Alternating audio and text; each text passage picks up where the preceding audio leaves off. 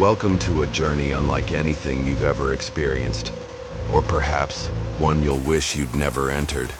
And tonight, I'll be guiding you into a world where light dares not reach, where shadows whisper secrets no one should hear, and where the most terrifying stories are not born from imagination, but from real experiences told by those who survived.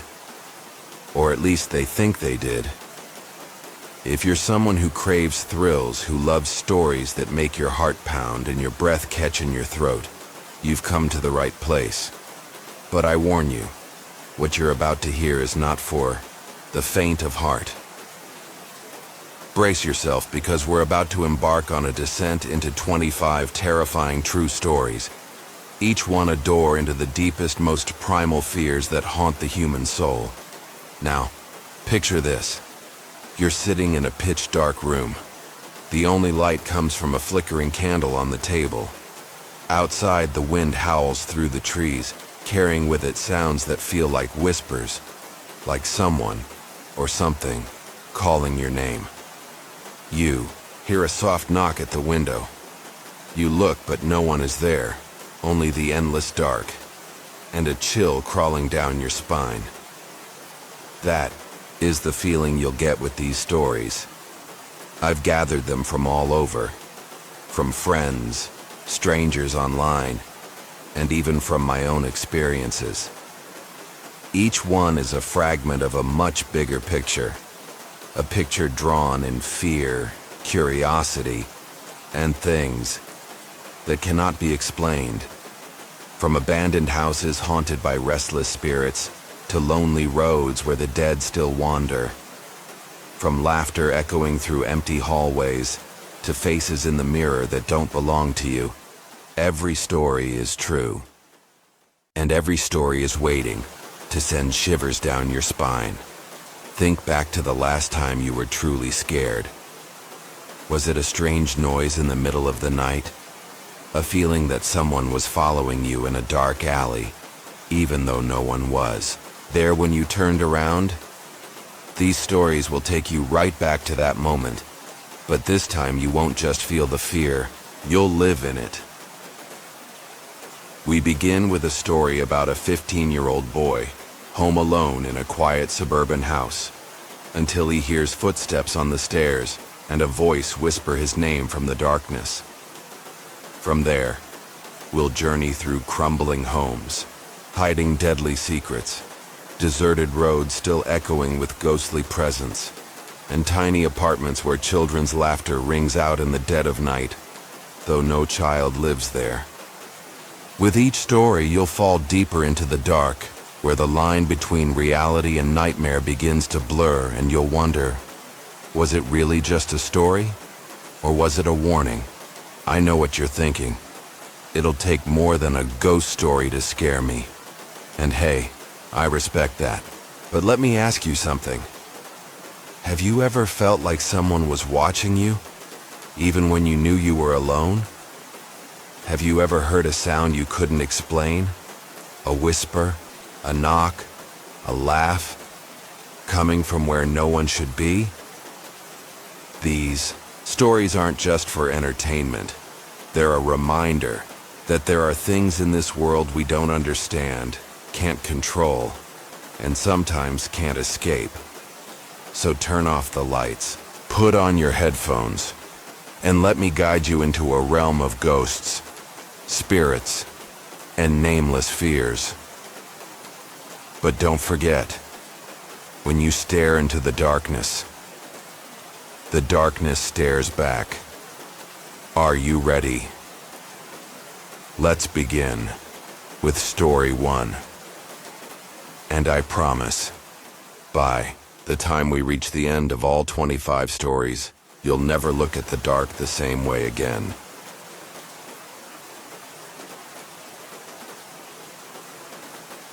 My girlfriend Sarah and I were craving a break from our cramped Harrisonburg apartment, so when our friends Jake and Emily, a goofy outdoorsy couple who just tied the knot, hit us up for a chill night, we were in. They invited us to hang out at their campsite at Todd Lake Recreation Area in George Washington National Forest, about 45 minutes from home, promising a few beers and some time by the campfire. We weren't into sleeping in tents, though. The idea of bugs crawling over me all night was a hard pass. So we decided we weren't up for overnight camping, but were cool with driving out to kick it for a bit, eat some food, and head back later. It was a no-brainer. Short trip, good company, and home by midnight. We pulled up around 4:30 p.m., the sun sinking low, painting the lake in shades of amber. Jake had the site locked down, tent up, cooler stocked with White Claw and Bud Light, a stack of logs ready to burn. Emily dumped out a grocery bag of snacks, ham and cheese sandwiches, a jumbo bag of Cool Ranch Doritos, and some gas station beef jerky. We wandered down to the lake, let their dogs swim around, then headed back to start the fire. Their mutts, Rusty and Bella, splashed like lunatics, but as we stood there, a cold snap hit me hard. Not the crisp fall kind, but something bone deep, like the air itself was holding its breath. Sarah caught me shivering and smirked. "You're such a wimp, Matt." I forced a laugh, but then the dogs froze mid-bark, ears perked, snarling at the trees. Nothing moved out there, just shadows stretching longer than they should have. Back at the campsite, we got the fire roaring. The flames crackled, throwing jagged shapes across the dirt, but the warmth couldn't shake that lingering chill. I kept track of my drinks, 5 seltzers over a few hours, pacing myself with water and snacks to stay sharp for the drive. I'm no rookie. That's not enough to knock me out. Sarah sipped too, while Jake and Emily were already slurring through a ghost story about a camper who got lost out here and was found weeks later, babbling about the Watcher. Around 8:30 p.m., Jake checked his phone and said, "Hey, wanna walk down to the lake? It's just half a mile, won't take long." We said sure, even though the darkness beyond the firelight felt like a wall closing in. I tossed my phone in the car, didn't want to lose it, and we started down the trail. The path was narrow, lined with pines that loomed like silent guards. It should have only taken a few minutes, but the air thickened with every step, heavy with a sour stench. Not just wet earth, but something rancid like meat gone bad. Jake's flashlight flickered, then crapped out completely. "Piece of junk," he grumbled, smacking it. But Emily's nervous giggle sounded forced. Halfway down, my head spun. Not buzzed, but like someone had spiked my drink with something. Nasty. Sarah grabbed my arm, whispering, "Matt, you hear that?" Before I could answer, a low moan rolled out of the woods. Not a person, not an animal, but a sound that clawed at your gut. We stopped dead, hearts hammering, but it faded into a rustle of leaves that felt like laughter. Then it all went black. I woke up sprawled on a mossy trail, miles from camp, my face pressed into damp earth. Sarah was next to me, her head lolled to the side, breathing faint. I'd passed out on the ground with her halfway on top of me, like we'd been dumped there. My stomach lurched, and I puked into the dirt, the taste bitter and wrong. She stirred, groaning, and we sat up, blinking into the dark. The trees around us twisted into shapes that didn't look natural, branches like skeletal hands reaching down. A high-pitched giggle echoed from nowhere, sharp and mocking, sending ice through my veins. "Jake? Emily?" I yelled, voice cracking, but the forest swallowed the sound. We staggered up, legs shaky, trying to find our way back. Every snapped twig was a gunshot, every shadow a figure ready to lunge. Sarah's nails dug into my arm. "This isn't right, Matt. We've gotta go now." My instincts screamed the same, but we were lost, disoriented in a maze of trees. After an hour of stumbling, scratched bloody by thorns, we hit the campsite.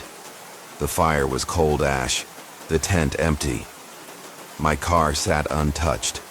A lifeline. I grabbed my phone. It was 2:30 a.m. How had we gone from 8:30 p.m. to 2:30 a.m.? Time had slipped away, and so had our grip on what happened. Sarah pounded on the tent. "Jake, we're leaving. What the hell happened?" A groggy Jake crawled out, bleary-eyed. "Where's Emily?" We froze. "She's not with you?" I asked. He said he'd woken up under the picnic table, no clue how he got there, and thought Emily was with us. Panic hit like a freight train. We fanned out, shouting her name, flashlight beams cutting through fog that rolled in thick and fast.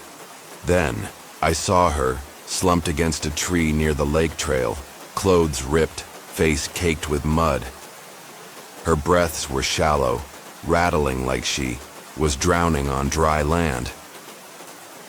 Jake dropped beside her, shaking her. "Em, wake up!" She jolted upright, eyes wide and feral, screaming like something had ripped her soul out. "It took us," she sobbed. "Dragged us out there. I saw it, Jake. I saw its face." She wouldn't say more, just whimpered about eyes in the dark. We dragged her to the car, piling in as the fog pressed against the glass like fingers. I floored it, gravel spitting, desperate to escape. Sarah kept glancing back, swearing she saw headlights that didn't exist. The dogs were gone too. No barks, no tracks, just vanished.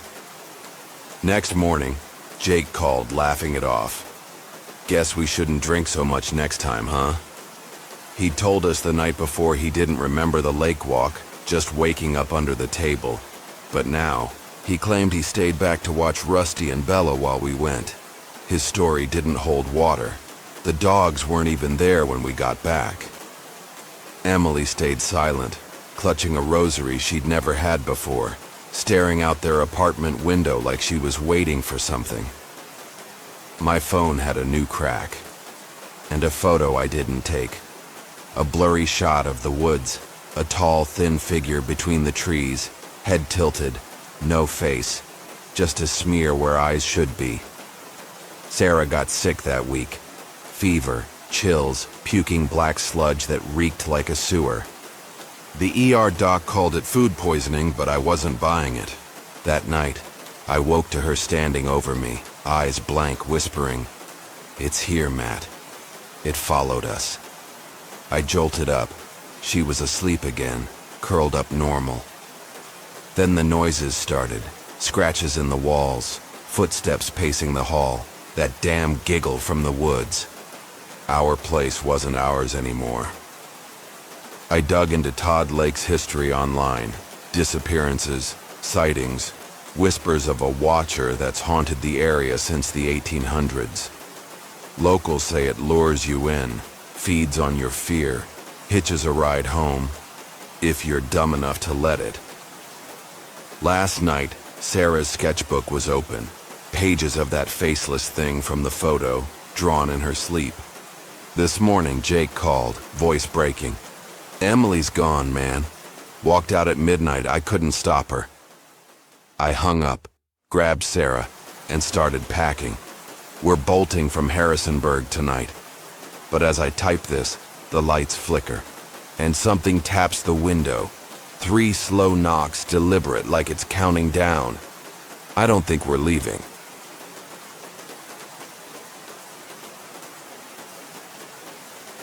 Back when I was 16, I lived in a small, creaky house on the edge of Charlotte, North Carolina, where the summers were sticky and the winters bit hard. I was usually home alone because my mom worked during the day, slinging plates at a diner downtown to keep us afloat. I was hanging out in my room like normal, taking pictures on my phone, messing around with filters to kill time. I'd just snapped a goofy selfie when I heard the front door creak open, followed by the jingle of the bells we'd tied to the knob, a little DIY alarm system Mom insisted on. Footsteps shuffled into the kitchen, slow and deliberate. I yelled out, "Hi, Mom," to which she said, "Hi," back. But her voice sounded hollow, not the warm, chatty tone I knew. More like a recording played through a busted speaker. I waited, expecting her to pop in with a bag of groceries or nag me about my messy room. But the house stayed quiet. I walked out into the living room and didn't see her. I checked the kitchen, her bedroom, and other places, but she just wasn't home. The bells hadn't jingled again. I would have heard her leave. Confused, I shrugged it off and trudged back to my room, figuring I'd imagined it. I flopped onto my bed, scrolling through TikTok, when a whisper cut through the air. "Avery," right next to my ear. So close I felt a cold breath graze my neck. I jolted upright, heart pounding like a drum, whipping my head around. Nothing. My room was empty, door still shut. I also had 2 dogs, but they weren't reacting, just snoring on the rug like nothing was wrong. I tried to laugh it off. Maybe I was just sleep deprived from binge watching horror movies the night before. But my hands shook as I dialed Mom. She was still at work, halfway through her shift, nowhere near home. "You okay, hun?" she asked, her voice bright and normal. Nothing like the flat "hi" I'd heard. I mumbled something about hearing things and hung up, trying to steady my breathing. Then my phone buzzed, a notification from my camera roll. A new photo I didn't take. My room, shot from above my bed, showing me staring at the ceiling. In the corner, a shadow loomed, vaguely human, with eyes that glinted like wet glass. I screamed, chucked the phone across the room, and bolted downstairs. The dogs finally woke up, barking like mad, hackles raised, staring at the ceiling. That night, I found scratches on my bedroom door, thin, jagged lines spelling AVERY in a shaky scrawl. Mom swore she hadn't been home, and the diner's security cam confirmed she'd been there all day. I moved out a year later, but last month, I got a text from an unknown number. A photo of my old room, empty, with that same shadow in the corner. The message read, "Avery, I'm still here." I blocked the number, but the whispers started again last night, in my new apartment, 200 miles away. Now my dogs won't stop growling at the walls.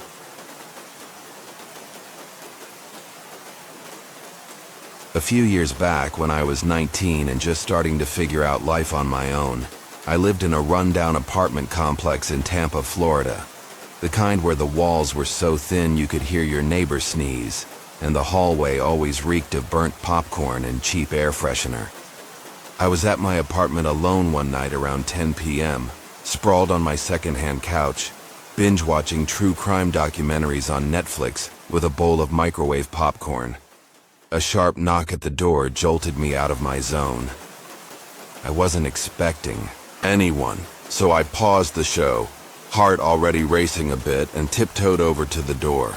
I looked through the peephole and saw a man standing there. He looked normal enough at first, maybe in his 30s, wearing a faded gray hoodie, but his eyes sent a chill down my spine. They were too wide, pupils blown out, reflecting the dim hall light like a predator's in the dark. I wasn't about to play hero. "Who is it?" I called, trying to sound braver than I felt. No answer, just another knock, harder this time, making the cheap doorframe rattle. I told him to leave, my voice cracking despite my best effort to stay calm. But he started pounding, each bang echoing through the empty apartment like a drumbeat. "Let me in. I need to talk to you," he said, his voice unnervingly calm, like he was asking for directions instead of trying to break in. I grabbed my phone, hands trembling, ready to dial 911, when the banging stopped. Footsteps shuffled away down the hall. I peeked again.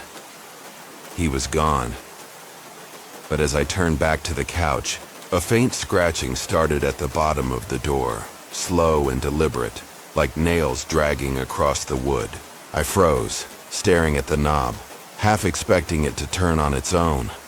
I didn't sleep that night, camped out on the couch with a kitchen knife in hand and every light blazing.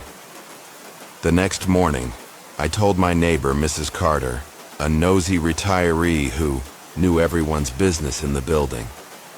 She said she'd seen a guy matching that description hanging around the complex for days, lurking near the mailboxes, watching people come and go with an unsettling stare.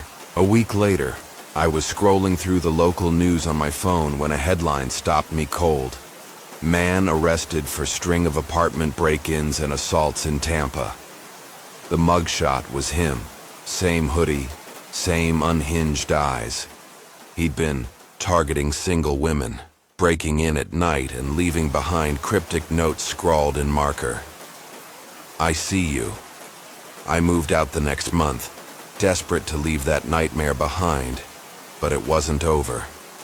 Last week I got a package at my new place. No return address, just a small envelope.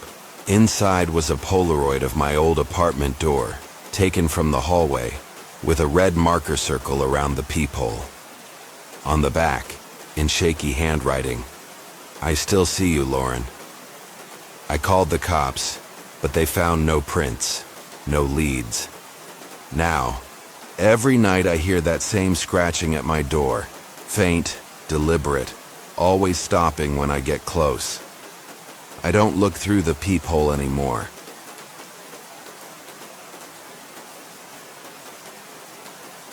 I've never been one for big parties, so on my 21st birthday, I decided to keep things low-key at my boyfriend's apartment in Austin, Texas. Just the two of us, some takeout pizza, and a cheesy rom-com on his tiny TV. This happened on my 21st birthday. I was at my boyfriend's place, just the two of us having a quiet night in. We'd laughed through the movie, polished off a couple of beers, and by midnight we were tucked into bed ready to crash. That's when I heard it. A woman's voice, soft but clear, calling my name from the living room. Chloe. It wasn't just a random sound. It was distinct, like someone I knew. But I'm a girl dating a guy, so it wasn't a girlfriend's voice. It sounded like a woman's voice, and it was calling my name from the living room. I froze, my breath catching. I looked at my boyfriend, and he heard it too. Ethan sat up, his face pale in the moonlight streaming through the window. "What the hell was that?" he whispered. He grabbed a baseball bat from under the bed, his go-to security system, and headed out to check, leaving me clutching the blanket like a lifeline. I stayed in bed, too scared to move. He came back a minute later, but he looked shaken, his knuckles white around the bat. "Nothing there," he said, but his voice was off, like he was trying to convince himself. I pressed him. "What's wrong?" He just said, "I thought I saw a shadow, but it's probably nothing." We tried to sleep, but I couldn't shake the feeling of eyes on me, like the air itself was watching. An hour later, it happened again. That same voice, now a whisper. "Chloe," right outside the bedroom door. My blood ran cold. I grabbed my boyfriend's arm, and he heard it too. Ethan bolted up, bat in hand, and yanked the door open.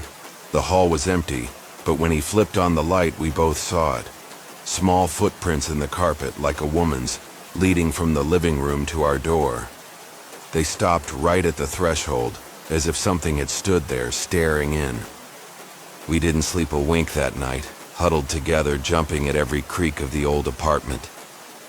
The next day, we cornered Ethan's neighbor, Mr. Jenkins, a gruff old guy who'd lived there forever. He got quiet when we described the voice, then told us the previous tenant, a young woman named Anna, had died in the apartment 3 years back. "Freak accident," he muttered, but wouldn't say more. just shuffled back inside.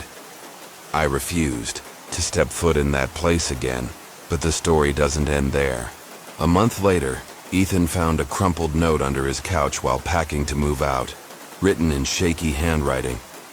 Chloe, I'm still here. Last week at my new place, I woke up to a faint whisper in the dark. Chloe. And found a single small footprint on my hardwood floor, right by my bed. I don't know what Anna wants, but I'm starting to think she'll never let me go.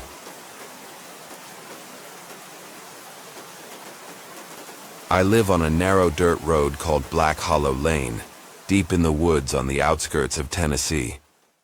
Only a few run-down wooden cabins are scattered around here, the place me and my oddball neighbors call home.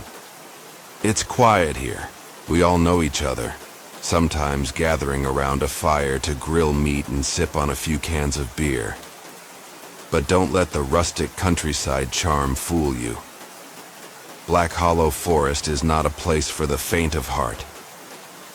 At night, when the wind howls through the brittle branches, I swear I hear raspy laughter echoing from afar, like someone mocking us from within the darkness. My neighbors are a strange bunch. There's old Hank, a scruffy hunter with a wild beard and a love for telling ridiculous stories about Bigfoot. Then there's Linda, always clutching a cheap bottle of bourbon, her eyes darting around like she's constantly looking for something. We usually sit together, talk about graceful deer, clumsy bears, or raccoons messing around the trash cans. But then, as if by some unspoken rule, the conversation always shifts to the weird things no one can explain. Hank once swore he saw a tall, headless figure stumbling through the woods, holding a rusty bucket filled with something dark red. I laughed and told him he was drunk again, but the way Linda gripped her bourbon tighter and whispered, "I saw it too," made my skin crawl. It all started one Saturday night when I decided to throw a cookout to shake off the creeping gloom that had settled over Black Hollow Lane. I invited everyone. Hank, Linda, and even the new kid Jake, a college student who always looked like he'd just finished a horror movie marathon. We lit a fire, grilled some ribs, and played country music through my old Bluetooth speaker. Everything was going fine until Jake, after a few cans of Bud Light, started talking about how he once went hiking in the woods and heard kids singing from an abandoned pit. They were singing "Ring Around the Rosie," but their voices were distorted, like underwater. He said, eyes wide. I burst out laughing and told him he had an overactive imagination, but inside, something turned cold. That night, once everyone had passed out drunk around the fire, I decided to take a walk to clear my head. The moon shone bright, lighting up the bare treetops like giant skeletons. I wandered down the trail that Hank always said, never walk into after midnight. I'm not superstitious, but something about the deathly silence out there made my heart race. Then I heard it, a long scraping sound, like nails dragging down a tree trunk. I froze, ears straining. The scraping shifted into a whisper, one word at a time, clear and chilling. Get out of here. I turned, ready to run back to the fire, but my feet felt nailed to the ground. From the shadows, a tall figure emerged. Not human, but something distorted, with ashen gray skin and eyes wide and milky white. No pupils. It hovered a few inches above the ground, its mouth hanging open like it wanted to swallow me whole. I screamed, flailing my arms, but it just tilted its head and let out a broken guttural chuckle like a dying engine. "You think you can escape, kid?" It growled, though its mouth never moved. The voice echoed straight into my head. I don't remember how I got back to the fire. When I came to, I was sprawled next to Hank, who was snoring with an empty beer bottle rolling by his side. I shook him awake babbling about what just happened. He looked at me and snorted. "You met the Hollow Man. He doesn't like strangers." I begged for more, but he just shrugged, lit a cigarette, and told me not to mention it, or folks would think I'd gone mad. But it didn't end there. From that night on, strange things started happening inside my house. Every morning, I'd find muddy footprints on the kitchen floor, even though the doors were locked tight and no one had been in. Knocking would sound at midnight, but when I opened the door, there'd be only darkness and the wind. Laughing. Once I woke up to find a paring knife stabbed upright into the dining table, the blade still trembling like it had just been pulled out of something alive. I called Jake to come over, and he swore he heard kids singing from my basement. Even though my house doesn't have a basement, the tension reached its peak during a stormy night. Lightning ripped through the sky, and my house lights flickered non-stop. I was sitting in my recliner trying to stay calm when I heard heavy footsteps on the porch. The window rattled violently, as if someone was pounding on it with bare hands. I gripped my baseball bat, heart pounding, and shouted, "Who's out there? Show yourself." The front door burst open, even though I'd locked it with 3 deadbolts. Cold wind rushed in, carrying the stench of damp earth and something rotten, like decay. Standing in the doorway was the Hollow Man, taller than I remembered, his mouth now torn all the way up to his ears. He didn't step inside. He just stood there staring at me with those milky white eyes. "You stayed too long," he whispered, and I felt the floor tremble beneath me, as if something was crawling up from underneath the house. I swung the bat, but he dissolved into black smoke, leaving only laughter echoing through the house. That night, I didn't sleep. I curled up in the corner, listening to nails scratching the walls, children's voices singing somewhere in the dark, and the whisper that kept repeating, "You'll never get away." The next morning, I decided to leave Black Hollow Lane. I packed my things, called Jake, and told him we were getting out. But as we drove down that dirt road, I glanced in the rearview mirror and saw him, the Hollow Man, standing in the trees, those white eyes locked on mine. Jake screamed, pointing out the window. Dozens of small figures like children were standing motionless among the trees, chanting, "Ring around the rosy," in distorted, chilling voices. I hit the gas, and we sped away, but the song kept following us, echoing in my head for days.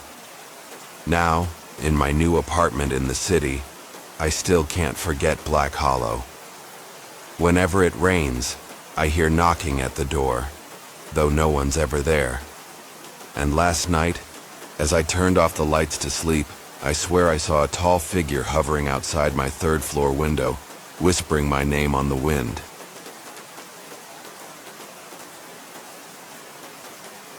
I grew up in a small town called Bakersfield, California, where everyone knows each other so well that you can't even cough without the whole town gossiping about it.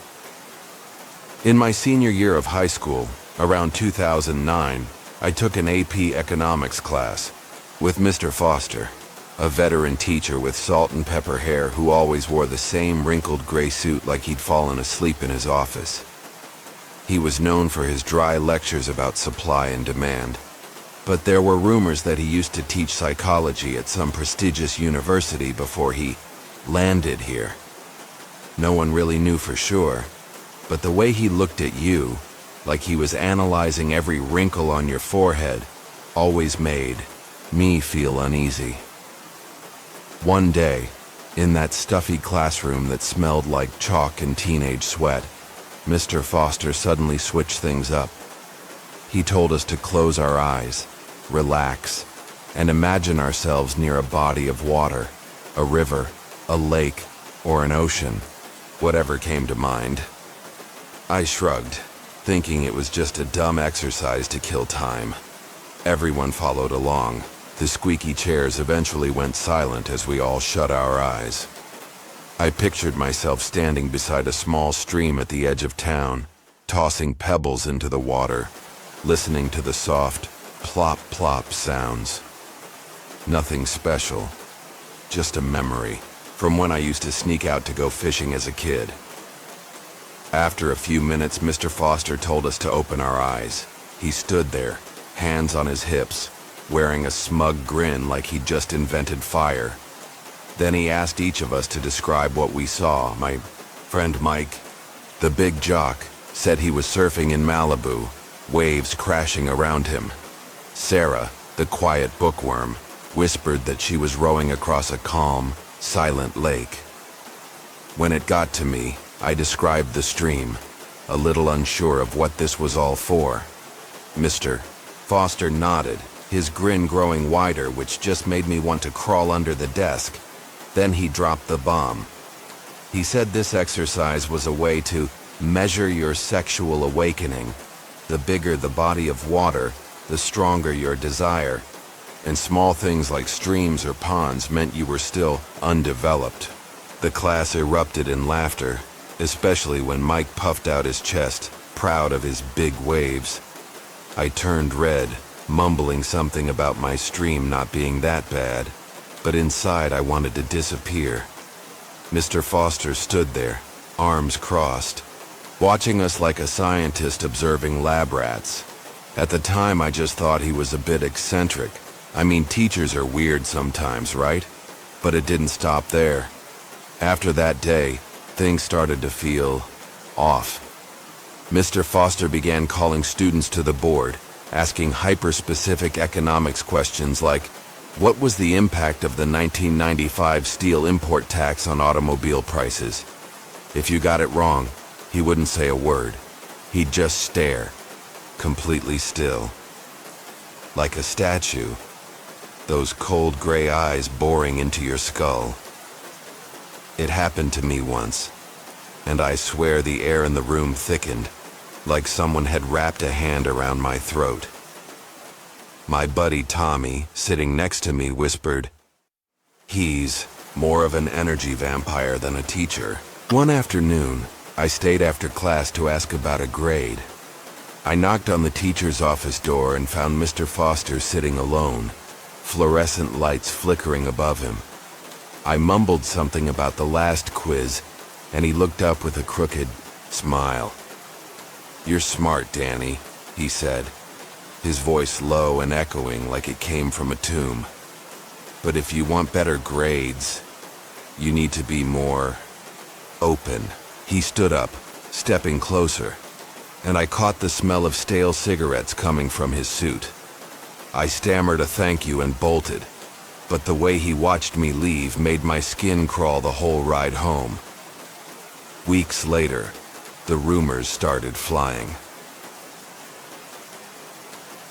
Some kid said Mr. Foster didn't just teach econ. He'd been kicked out of a university for going too far with psychological experiments on students. Others swore they saw him hanging around the old cemetery behind the school at night, clutching a pitch-black notebook. I didn't really believe it until one Friday night. I was biking home after a late basketball game, cutting past the school. His classroom lights were still on, even though it was nearly midnight. Curious, I stopped and peeked through the window. He was in there, standing in the middle of the room, surrounded by flickering red candles. On the board, instead of supply and demand graphs, was a jagged circle filled with strange symbols, like ancient runes or some kind of spell. He was chanting, hands moving like he was trying to control something invisible. I turned to leave, and that's when he looked up, his eyes pure white, no pupils, staring straight at me through the glass. I screamed, fell off my bike, and pedaled home like a maniac, heart pounding out of my chest. The next morning, I told Tommy. He laughed. "You're losing it, man." But that week, Mr. Foster didn't show up to school. A substitute teacher took over and said he was on sudden leave. Rumors spread fast. Some said he got arrested for weird behavior. Others claimed he vanished after the cops searched his house. I didn't care what the real reason was. All I knew was that every time I walked past his old classroom, I could still hear muttering, coming from the walls, even though the room was empty. Years later, I moved out of Bakersfield and started a new life in Los Angeles. I thought I'd left it all behind. But one night, while watching TV, I saw a local news segment about a missing teacher from a decade ago. And there it was, Mr. Foster's face, grinning the exact same way I remembered. The report said he was once part of a secret spiritualist group and disappeared after leaving behind a notebook filled with cryptic symbols. I turned the TV off. But that night, I dreamt he was standing outside the 5th floor window of my apartment, whispering, "Be more open, Danny." And when I woke up, there was a chalk-drawn circle scribbled on my living room floor, even though I live alone.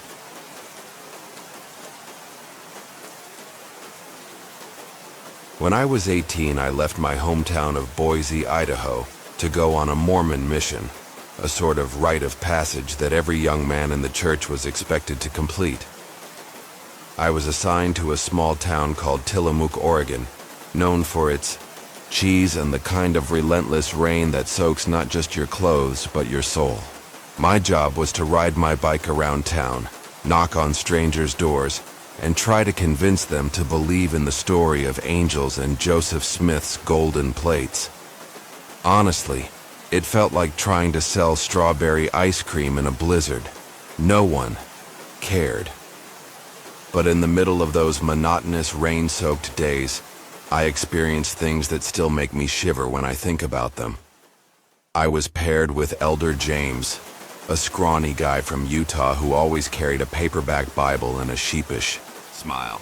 We rented a tiny room in the creaky wooden house of a strange old lady named Mabel, wild gray hair and a backyard full of chickens. She had sharp eyes like she knew all your secrets, but she loved to tell, "Why did the chicken cross the road?" Jokes that made us laugh anyway. I liked her, but I didn't like the house. It always smelled musty, like the walls were rotting from the inside out. One night, after a full day of biking and failing to sell a single message, I was lying on my bunk bed, trying to fall asleep to the steady tapping of rain on the roof.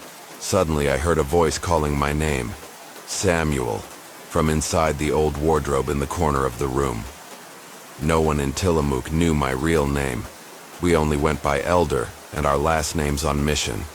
So that voice sent a chill straight through me.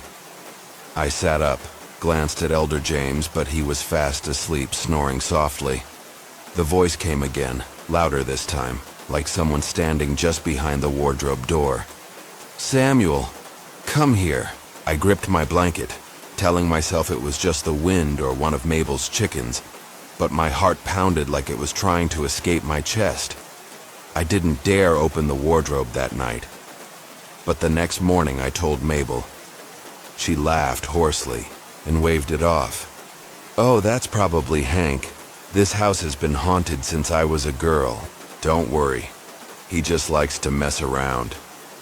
I forced a chuckle, but I didn't believe her. Who was Hank?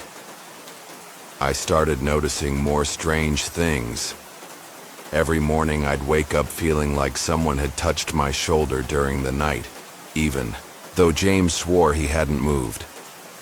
Once I saw a long, thin shadow slide past the window, but there was nothing outside except rain and a few wet chickens. Then the truly weird thing happened. One evening we visited a man named Carl, a middle-aged guy who lived alone in a sagging house near the edge of the forest. He invited us in, poured Lipton tea from a grimy kettle, and started ranting about his no-good daughter with a venomous tone. I was trying to stay polite when there was a knock at the door.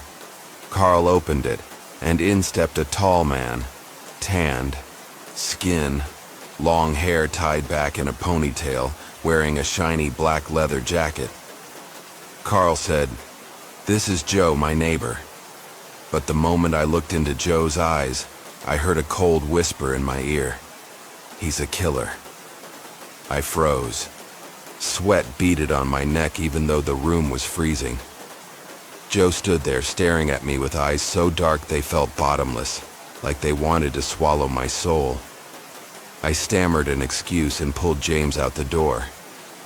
As we biked away, I swear, I heard Joe's hoarse laugh echoing through the wind behind us. Later, Carl told us Joe was in trouble. He needed to sell his house to make bail. He was accused of murder, but Carl insisted, "It's probably just a misunderstanding." I didn't believe a word of it. That night I dreamt of Joe standing outside our window, holding a bloody knife and whispering my name through the rain. Things only got worse in the days after. During a thunderstorm one night, James and I were chatting in the room when I saw a white blur drift past the kitchen door. It looked like a teenager, wet hair plastered to their face, empty eyes staring right at me. I shouted, "Did you see that?" James mumbled something about just a cloud, but I knew it wasn't a trick of the light. Tillamook is near the coast, and I'd heard there were many drownings out here. Maybe it was the ghost of some unlucky surfer. But why was it looking at me like it was trying to say something? Everything came to a head on my last day in Tillamook. I was biking along the coastal road, rain pelting my face, when I hit a rock and flew off the bike. I landed hard in the lane, and a pickup truck was barreling toward me from the opposite direction. I closed my eyes, thinking I was done for. But then I felt a hand grab my shoulder, pulling me back 3 steps. When I opened my eyes, no one was around, just my busted bike lying in the rain. James, 100 yards ahead, kept pedaling, completely unaware. I left Tillamook right after that, abandoning my mission and my naive faith with it. Now living in Portland, I thought I'd left the ghosts behind. But last week, walking past a thrift store, I saw a black leather jacket that looked exactly like Joe's hanging on a rack. I went in, touched it, and heard a whisper. "Samuel, you can't escape." I spun around, but the store was empty, just the steady tapping of rain on the window. That night I didn't sleep. I sat awake, listening to knocks at the door that never stopped, though no one ever stood outside the hallway.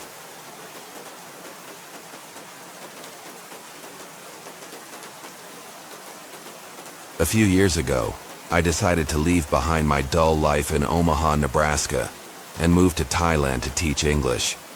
I had just graduated college, had a few $1,000s saved up, and was ready to see the world. After a few weeks of roaming around Bangkok, eating pad thai from street carts and learning how to dodge the manic tuk-tuks, I found a small apartment in the Sukhumvit area. It was surprisingly cheap, about $200 a month, with 1 bedroom, a bathroom, and a window that looked out onto a dark alley full of trash. The landlady, a Thai woman named Lek, handed me the key with a wide grin and said, "You stay here, very quiet." I nodded, thinking I'd just scored big, not suspecting anything. The apartment was small but functional.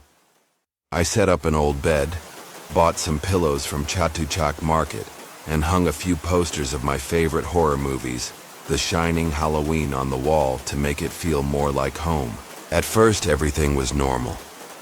I taught at an international school a few blocks away, came home around dusk, and usually sipped on a Chang beer by the window, watching the endless flow of people and scooters below. But then, I started to notice Something strange about the quiet Lek had promised. One night, after staying late at school for tutoring, I came home just before midnight. Bangkok was still buzzing outside, but inside the apartment, it felt like someone had muted the entire world. I flicked on the lights, and the dim yellow glow from the ceiling bulb only made the place look gloomier. As I lay in bed, I heard soft footsteps coming from the bathroom, like someone walking barefoot across the tiled floor. I jumped up thinking it was a break-in, but the front door was locked tight and the window was shut. I grabbed my baseball bat, the only thing I brought from the US, and crept toward the bathroom. No one there, just the sound of the shower, dripping, even though I was sure I'd turned it off before leaving for work. I told myself I was just tired, but things only got weirder. Every time I lay down, I felt like something was watching me from the corner of the room.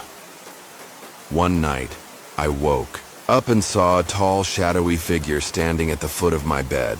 It was hazy, like a smear of black smoke, but I swear it had eyes, pure white, glowing in the dark.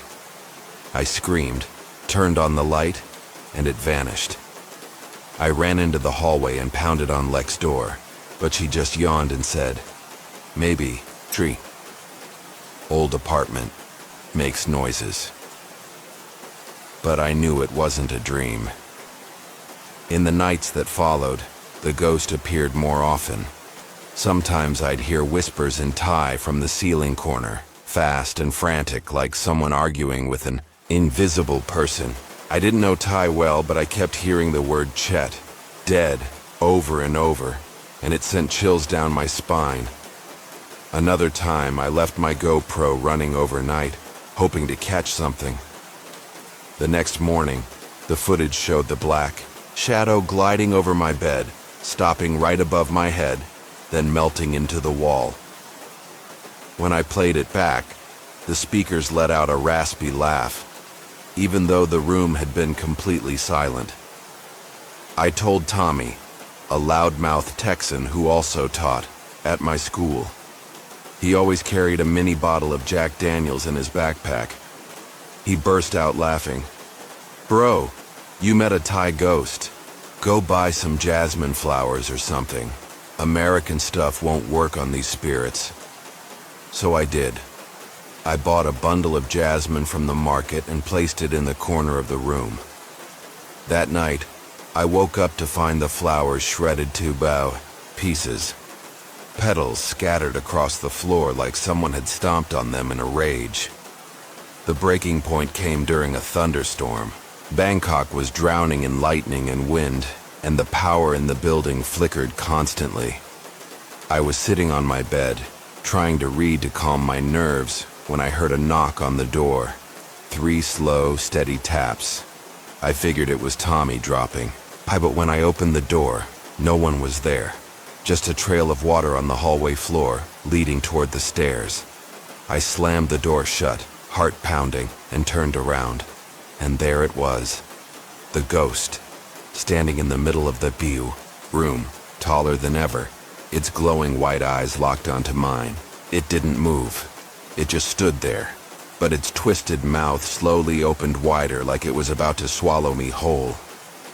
I screamed, swung the baseball bat, but it vanished into a puff of black smoke, leaving behind a stench like rotting meat. That night, I ran straight to Tommy's place, crashed on his floor, and the next morning, I moved out without even asking for my deposit back. Lek just shrugged when I returned the key. Same for everyone. It doesn't like strangers, I thought. It was over when I left Bangkok and moved to Chiang Mai to keep teaching. But one night, while sitting in a cafe, I opened my laptop and saw an email from an unknown address. No subject. Inside was a single photo from my GoPro. The ghost standing right behind me in the old apartment with a caption in Thai, "It's coming." It is followed. I called Tommy and told him. He was silent for a moment before whispering, "Bro, I just saw that shadow outside my window. here in Texas. Now, sitting in my new apartment in Seattle, I still haven't escaped.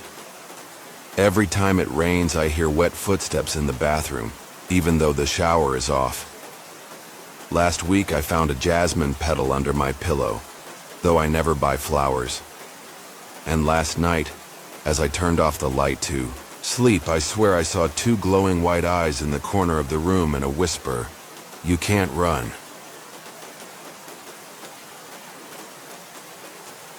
I was 15, living in a quiet suburban neighborhood in Columbus, Ohio, when my parents decided to take a weekend trip to visit my aunt, leaving me to hold down the fort. This happened when I was 15. My parents were out of town for the weekend, so I was home alone in our house in the suburbs. I wasn't worried. I'd stayed home alone before, and our street was the kind where everyone knew everyone. The biggest drama being whose dog dug up whose flower bed. It was around 10 p.m., and I was in my room watching YouTube, some dumb prank videos to pass the time, when a noise downstairs snapped me out of my laughter. It sounded like a door creaking open, slow and deliberate, the kind of sound that makes your stomach drop. I told myself it was just the house settling. Old houses make noises, right? But then I heard it. Footsteps, heavy and measured, climbing the stairs one creak at a time. I heard footsteps, slow and deliberate, coming up the stairs. My heart kicked into overdrive, pounding so loud I could barely hear anything else. I froze, my heart racing, and turned off my phone so the light wouldn't give me away. The steps stopped right outside my door, and then a voice, a woman's voice, soft and raspy like she'd been screaming for hours, whispered my name. "Daniel." I heard a voice. A woman's voice, soft and raspy, saying my name. Daniel. I didn't recognize it, and no one was supposed to be in the house. I sat there paralyzed, clutching my pillow like it could protect me, praying she'd go away. After what felt like an eternity but was probably just a few minutes, the footsteps retreated, and I heard the front door open and close with a faint click. I waited another 20 minutes before I dared to check the house. I grabbed a baseball bat from my closet, the only weapon I could think of, and crept downstairs, jumping at every shadow. Nothing was missing, no windows broken, but the front door was ajar, the deadbolt undone. The front door was unlocked, even though I was sure I'd locked it. I could have sworn I double-checked it after ordering pizza earlier. I'm paranoid like that. I called my parents, voice shaking, and they told me to call the cops immediately. The police showed up 15 minutes later, 2 officers with flashlights who swept the house top to bottom. They found nothing, no footprints, no signs of forced entry, just a kid who looked like he'd seen a ghost. They tried to reassure me, saying it was probably my imagination running wild from being alone, but I knew what I'd heard. That voice wasn't in my head. A few days later, my mom sat me down, her face pale, and told me something she'd never mentioned before. The previous owners had lost their daughter in the house years ago. She'd died in a fire in the basement. Her name was Emily, only 12 when it happened, trapped down there while the smoke took her. Mom didn't know the details. The realtor had glossed over it when we bought the place, but the story made my blood run cold. Was that who I'd heard? Things got weirder after that. I started finding burn marks on the basement door, small charred smudges that weren't there before, like someone had held a lighter to the wood. One night I woke up to the smell of smoke, faint but unmistakable, drifting up from downstairs. I grabbed my bat and checked, but the basement was empty, the air clear, except for a child's handprint seared into the wall, the edges still warm. I begged my parents to move, and we did a year later, to a new house across town. But last month I got a text from an unknown number, a photo of our old basement, dark and grainy, with a small figure in the corner. her dress smudged with ash. The message read, "Daniel, why did you leave me?" I blocked the number, but the smell of smoke followed me to my new room. Last night, I heard her again. "Daniel," whispering from the foot of my bed. "I don't think Emily's done with me."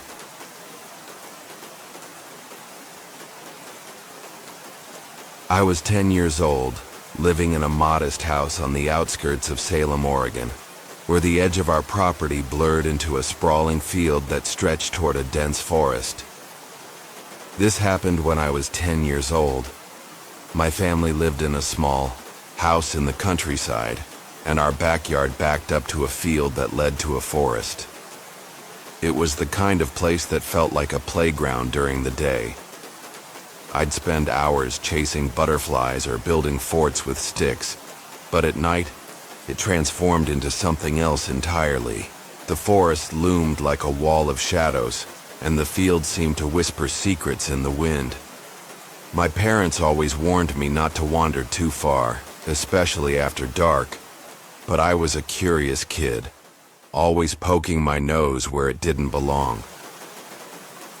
One night, I was fast asleep in my room, my glow-in-the-dark stars casting a faint green light on the ceiling, when I jolted awake to a sound that sent a shiver down my spine.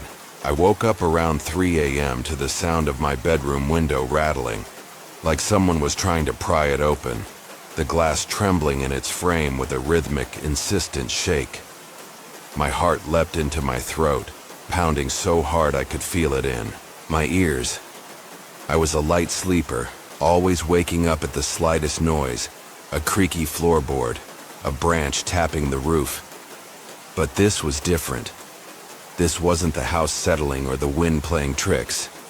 This felt deliberate, like someone, or something, wanted in. I lay there for a moment, frozen under my Star Wars blanket, trying to convince myself it was just a dream. But the rattling didn't stop. It grew louder, more urgent, until I couldn't ignore it anymore. I had to know. I got up and peeked through the curtains, my small hands trembling as I parted the fabric just enough to see outside. What I saw made my blood run cold. Outside, I saw a figure. It looked like an old woman, glowing faintly, standing at the edge of our backyard near the field. Her skin was pale, almost translucent, shimmering with an unnatural light that seemed to pulse. In the moonlight, she wore a tattered dress, the hem stained with mud, and her hair hung in thin gray strands around her face. But it was her eyes that I'll never forget, hollow, unblinking, and locked directly on my window, staring right at me. Her mouth moved slowly, silently, like she was chanting my name. Ellie. Ellie. I couldn't hear her voice, but I felt it, a cold whisper that crawled into my bones. I yanked the curtain shut, my breath coming in short, panicked gasps, and sprinted down the hall to my parents' room, my bare feet slapping against the hardwood floor. I ran to my parents' room and woke them up, telling them what I saw. "Dad! Mom! There's someone outside my window," I cried, shaking them until they stirred. My dad groaned, rubbing his eyes, but the fear in my voice got him moving. All right, I'll check it out," he muttered, grabbing a flashlight from the nightstand and slipping on his old sneakers. My mom sat up, pulling me into a hug, but I could tell she was nervous too. Her hands were cold, and she kept glancing toward the hallway. Dad went outside, the beam of his flashlight cutting through the darkness as he circled the house. I stayed with Mom, clinging to her arm, listening for any sound that might mean trouble. He came back a few minutes later, his face a mix of annoyance and unease. "There's nothing out there, Ellie," he said, setting the flashlight down, with a shaky hand. "No footprints, no one around. You probably just had a bad dream." But I knew what I'd seen. That woman wasn't a dream. She was real, or at least as real as a ghost could be. I begged to sleep in their room that night and they let me, though I didn't close my eyes until the sun came up. The next morning, my mom decided to ask our neighbor, Mr. Thompson, if he knew anything. Mr. Thompson was a grizzled old farmer who'd lived on the neighboring property for decades, the kind of guy who always had a story to tell over a cup of coffee. Mom brought me along, and we sat on his porch while she described what I'd seen. The glowing woman, the way she stared at my window. Mr. Thompson's face went pale, his coffee mug trembling in his hand. He said that years ago, an old woman who lived nearby had gone missing in that field back in the 1970s. Her name was Margaret, a widow who'd lived alone in a small cabin nearby. She'd gone out one night to look for her missing cat and never came back. Search parties combed the field and forest for weeks, but they never found her, not even a trace. Over the years, locals started whispering about seeing her ghost, a glowing figure wandering the field at night, searching for her home, her voice calling out in the dark. I never saw her again after that night, but the fear she left behind stayed with me. For years after that, I'd hear faint tapping on my window at night, always around 3 a.m. Tap, tap, pause, tap. A rhythm that became as familiar as my own heartbeat. I'd lie there, eyes squeezed shut, too scared to look, telling myself it was just the wind or a branch. But deep down, I knew it was her, Margaret, trying to get my attention, maybe even trying to get in. It went on for years, a Esau, nightly ritual that left me dreading bedtime. My parents never believed me. They'd check the window, find nothing, and tell me I was imagining things. But I wasn't. The tapping only stopped when we moved away when I was 15, to a new house in the city where the only sounds at night were car horns and distant sirens. I thought I'd left Margaret behind in that field, that I'd finally escaped her reach. But last month I moved into a new apartment in Portland, a modern high-rise with a view of the city skyline. I live on the 5th floor now, far from any fields or forests, far from Salem and the memories of that house. I felt safe, like I'd finally outrun the past. But a week ago, I woke up at 3 a.m. to that same tapping. Tap, tap, pause, tap, coming from my bedroom window. My heart sank as I realized where I was, 5 stories up, with nothing outside but a sheer drop. There's no way anyone could be out there. No ledge, no balcony, just empty air. I forced myself to look, my hands shaking as I pulled back the blinds. The glass was empty, reflecting the city lights below, but in the reflection, I saw a faint glow, a pale, shimmering figure standing behind me in my room. Her hollow eyes met mine in the glass, and a whisper filled the air. "Ellie, I found you." I screamed, spinning around, but the room was empty. The tapping stopped, but the air felt heavy, like she was still there, watching. I haven't slept through the night since. Every 3 a.m. the tapping starts again, and sometimes I swear I see her reflection in the window, her mouth moving silently, calling my name. I don't know what Margaret wants, but I'm starting to think I'll never be free of her.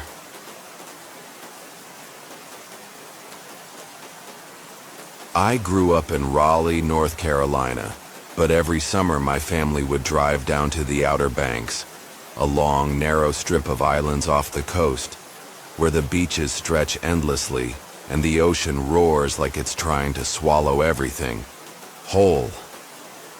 The summer I turned 15, right before starting high school, I decided to sneak away from our cramped rental house and explore the beach on my own.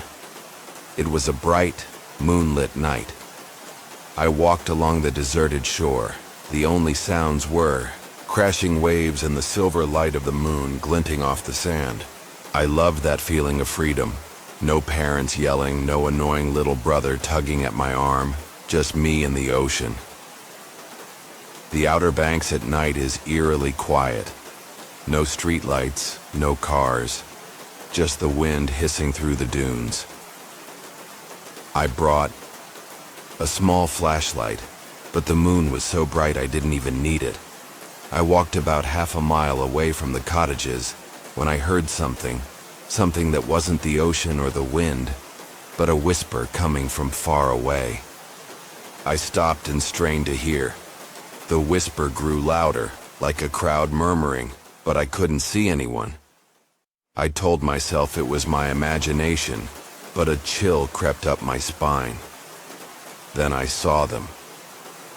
Off in the distance on the beach, under the moonlight, stood a crowd. Dozens of figures frozen in place like sand statues. I blinked, thinking I was seeing things, but they were still there, hazy under the silver light. I moved closer, heart pounding, my flashlight trembling in my hand. From about 100 meters away I could see them more clearly. Men, women, even a few children, all dressed in old-fashioned clothes, like something out of the 1800s. Long-sleeved shirts, ankle-length dresses. They didn't move, just stared out at the sea, like they were waiting for something. I called out, "Hey, what are you doing out here?" No one answered. The whispering stopped, and the entire crowd slowly turned their heads toward me, in unison, like puppets on strings. I froze. Their eyes, empty, white, no pupils, made me want to scream, but my throat tightened. I flipped on my flashlight, pointing it at them, and the beam passed right through their bodies like mist. They weren't real, not alive. They were ghosts. I turned and ran, my feet slipping in the sand, breath ragged. When I looked back, they were gone, as if they had never been there. I sprinted all the way back to the cottage, banging on my parents' door, stammering out what I'd seen. My dad, a die-hard realist who doesn't even believe in Santa Claus, scoffed, "Jake, you've been watching too many horror movies." My mom was a little more worried, but still chalked it up to fatigue. I didn't argue, but deep down, I knew I wasn't dreaming. The next morning, I snuck off to talk to old Joe, a local fisherman who always sat at the dock nearby chewing tobacco. I told him what I saw. He spat into the sand and narrowed his eyes. "You seen the full moon folks, huh? Locals call them that. They're the crew from the Carolina Rose, a shipwreck from 100 years back. All dead off the coast. But come, full moon they show up again waiting for their ship to come in." I shivered and asked why no one warned me. He chuckled hoarsely, "'Cause no one believes this ghost crap, 'cept me." But it didn't stop there. A few nights later, lying in bed listening to the waves through the window, I heard the whisper, again, this time inside the room. I sat up and flicked on the light. A trail of wet sand stretched from the window to the foot of my bed as if someone had just walked in. I screamed for my parents, but by the time they arrived, the sand was gone. My dad just shook his head. "Jake, go to sleep, quit with the nonsense." But I couldn't sleep, not with the feeling that dozens of eyes were watching me from the shadows. The fear peaked on our last night in the Outer Banks. The moon was full and bright, and I couldn't resist one more trip to the beach. Part curiosity, part desperation to prove I wasn't crazy. I stood on the sand a few meters from the waterline, and the whispering began again. Louder this time, closer. I turned, and they were there. The crowd. But now they were moving toward me slowly, with soundless steps. One man led them, dressed in a tattered sailor's coat. He raised a hand toward me and mouthed, "Come aboard, come aboard." I ran. but the sand pulled at my feet like quicksand. Each step was a struggle. The waves roared louder, and when I glanced toward the ocean, I saw it. A massive, rotting wooden ship emerging from the fog. The Carolina rose. The ship's horn bellowed, shaking the beach, and the ghostly crowd began to sing. A sad, distorted melody, echoing from the depths of the sea. I fell screaming, and when I opened my eyes, they were gone. The ship, the crowd, the song. Only me, panting in the sand under the moon. I left the Outer Banks the next morning without telling anyone what happened that night. Now, living in Charlotte, I thought I'd left them behind. But last week, while walking through a park near my apartment, I found a piece of rotted wood with the faint letters "Sea Rose" etched into it. That night, I dreamt I was back on the beach, surrounded by the crowd, their hands pulling me into the freezing water. When I woke up, there was wet sand all over my bedroom floor, even though I'm hundreds of miles from the ocean. And outside the window, under the pale moonlight, I swear I heard singing, closer than ever.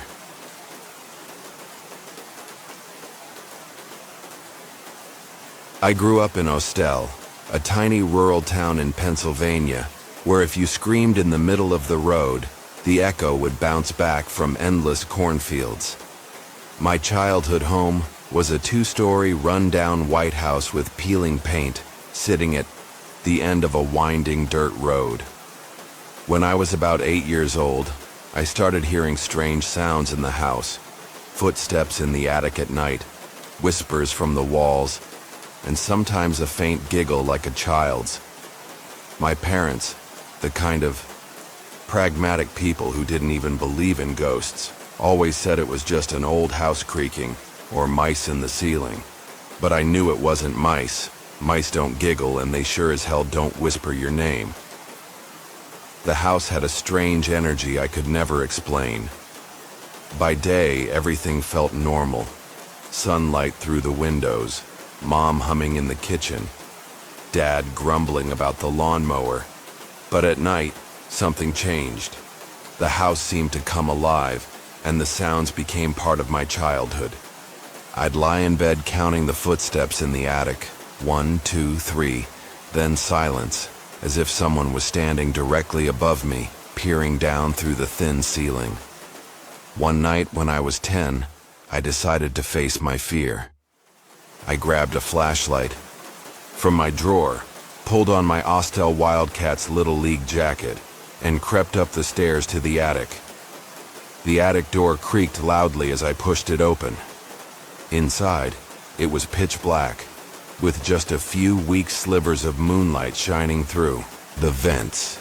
I swept the flashlight across the room. Old boxes, a headless doll that used to belong to my sister, and a dusty standing mirror. Then I heard it, that laugh, clear and cold, coming from the farthest corner of the attic. I turned the flashlight and saw it, in the flickering beam, a small figure. A child with tangled hair and a tattered white dress crouched on the floor. I screamed, dropped the flashlight, and bolted down the stairs so fast I nearly fell headfirst. My dad woke up groggy and annoyed and asked what I was doing. When I told him there was a kid in the attic, he just shook his head. "You were dreaming, Jake. Go back to bed." But I didn't sleep that night. The laugh echoed in my mind, and in the morning I swear I saw tiny footprints pressed into the dust at the foot of the stairs. Years passed, and I got used to the sounds. But when I was 13, things got worse. One winter night with snow blanketing Ostell, I woke up freezing, my breath clouding in the air even though the furnace was on.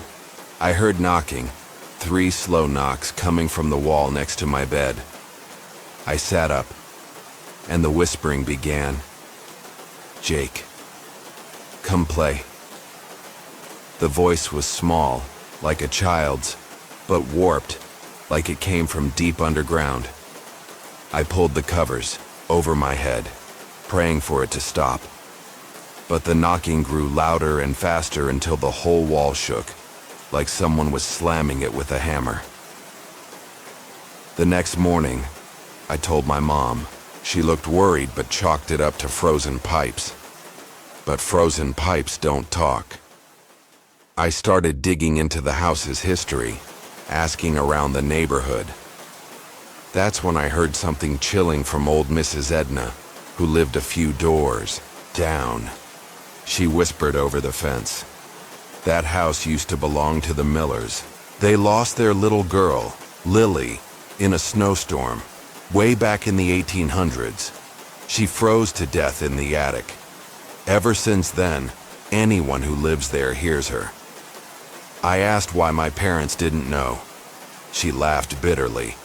Nobody tells the truth when they're selling a house, sweetheart.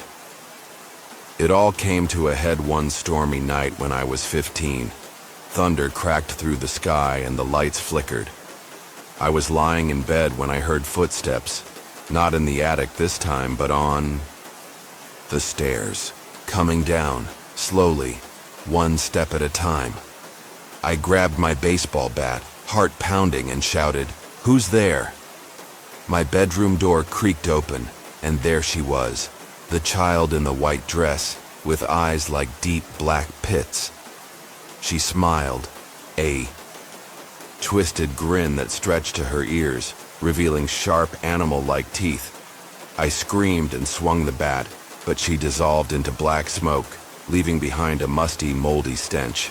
That night, I slept on the couch, and the next morning I begged my parents to move. They didn't fully believe me, but after a week of tears, they agreed. We left Austell a few months later, and I thought I'd left Lily behind.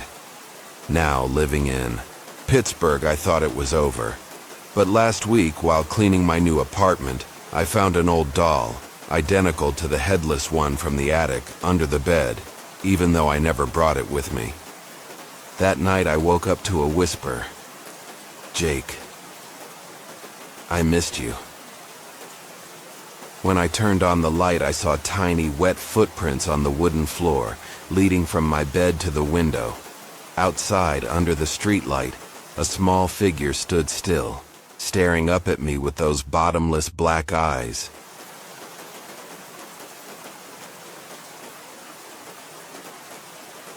I grew up in Tulsa, Oklahoma, in a one-story red brick house on a quiet street near the Arkansas River. It was the 90s, and I was a 12-year-old kid who loved playing Nintendo and eating Cap'n Crunch every morning. The house wasn't anything special. 3 bedrooms, a dusty garage, and a backyard overrun with weeds my dad always promised to clear but never did. But there was one thing in the house that always made me uneasy. The old wooden desk in my room, with a splintered drawer I never dared to pull out all the way. One night, while doing homework under my desk lamp, I heard a soft scratching from inside the drawer, like nails against wood. I paused, straining to listen. The sound was rhythmic, slow, like something, or someone, was trying to claw its way out. I told myself it was probably a squirrel or mouse. Our house was close to the river, so that wasn't unusual. But then, the scratching stopped, and a different sound took its place. A faint, muffled moan like someone was gagged.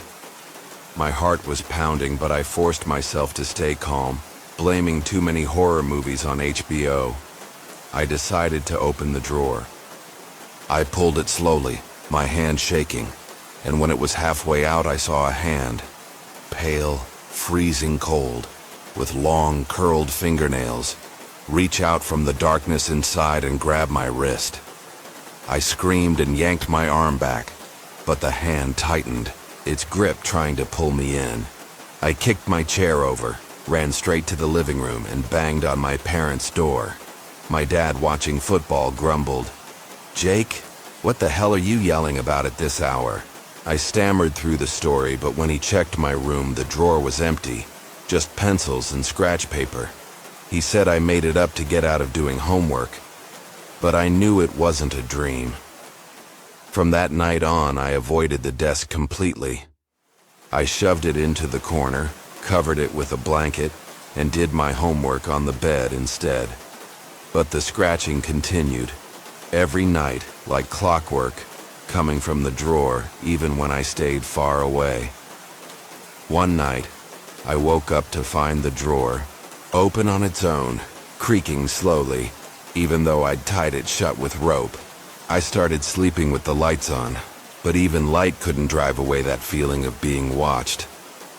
I told Mikey, my best friend from school, a Goosebumps fanatic who thought everything spooky was awesome. Mikey laughed. "Bro, you've got a haunted hand. That's so cool. Let's record it. We'll be famous." I didn't think it was cool at all, but Mikey insisted on coming over to investigate. On a Saturday night, he brought his dad's old VHS camcorder and we sat in my room waiting. At exactly midnight, the scratching started again. Mikey hit record and whispered, "Yo, if we catch this, we're going viral, 1990s style." But when the drawer creaked open and the pale hand slid out, Mikey screamed louder than I did, dropped the camera, and we both bolted into the backyard. The next morning, we watched the tape. In the flickering footage, the hand was clear, unnaturally, long, wrinkled like a corpse, its nails clawing at the edge of the drawer.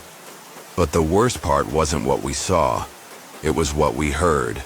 A deep, warped voice on the tape repeating, "Jake, stay with me." Mikey turned pale. "Dude, this isn't a game anymore. You need to tell someone." I nodded, but I didn't know who to tell. My parents didn't believe me, and I was too scared to face it alone. Things came to a head during a thunderstorm. Lightning slashed across Tulsa's sky, and the lights flickered in our house. I was lying on my bed, clutching a pillow, when I heard the scratching again.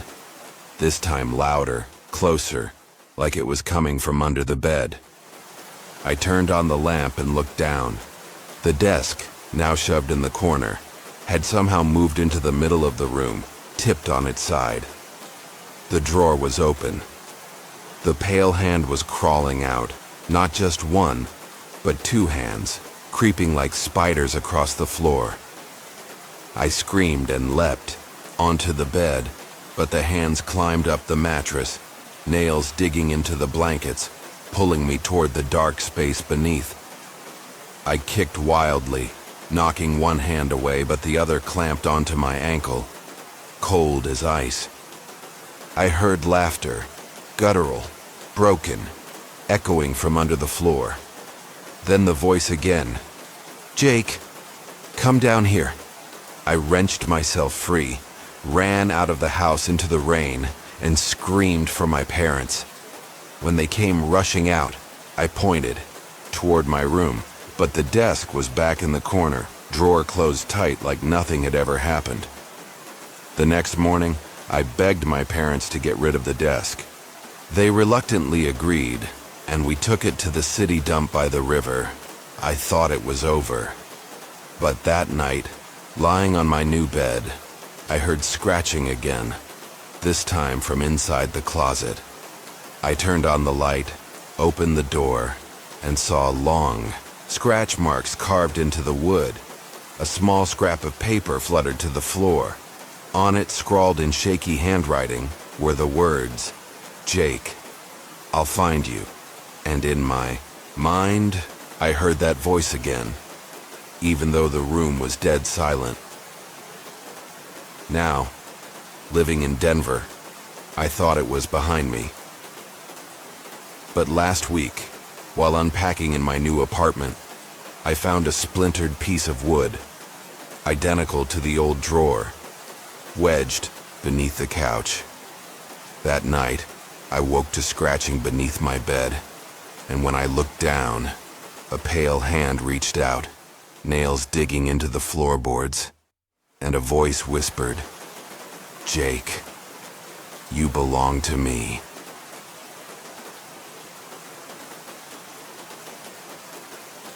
I was 17, A typical high school junior living in a small town just outside Boise, Idaho, where the biggest excitement was the annual county fair or a Friday night football game.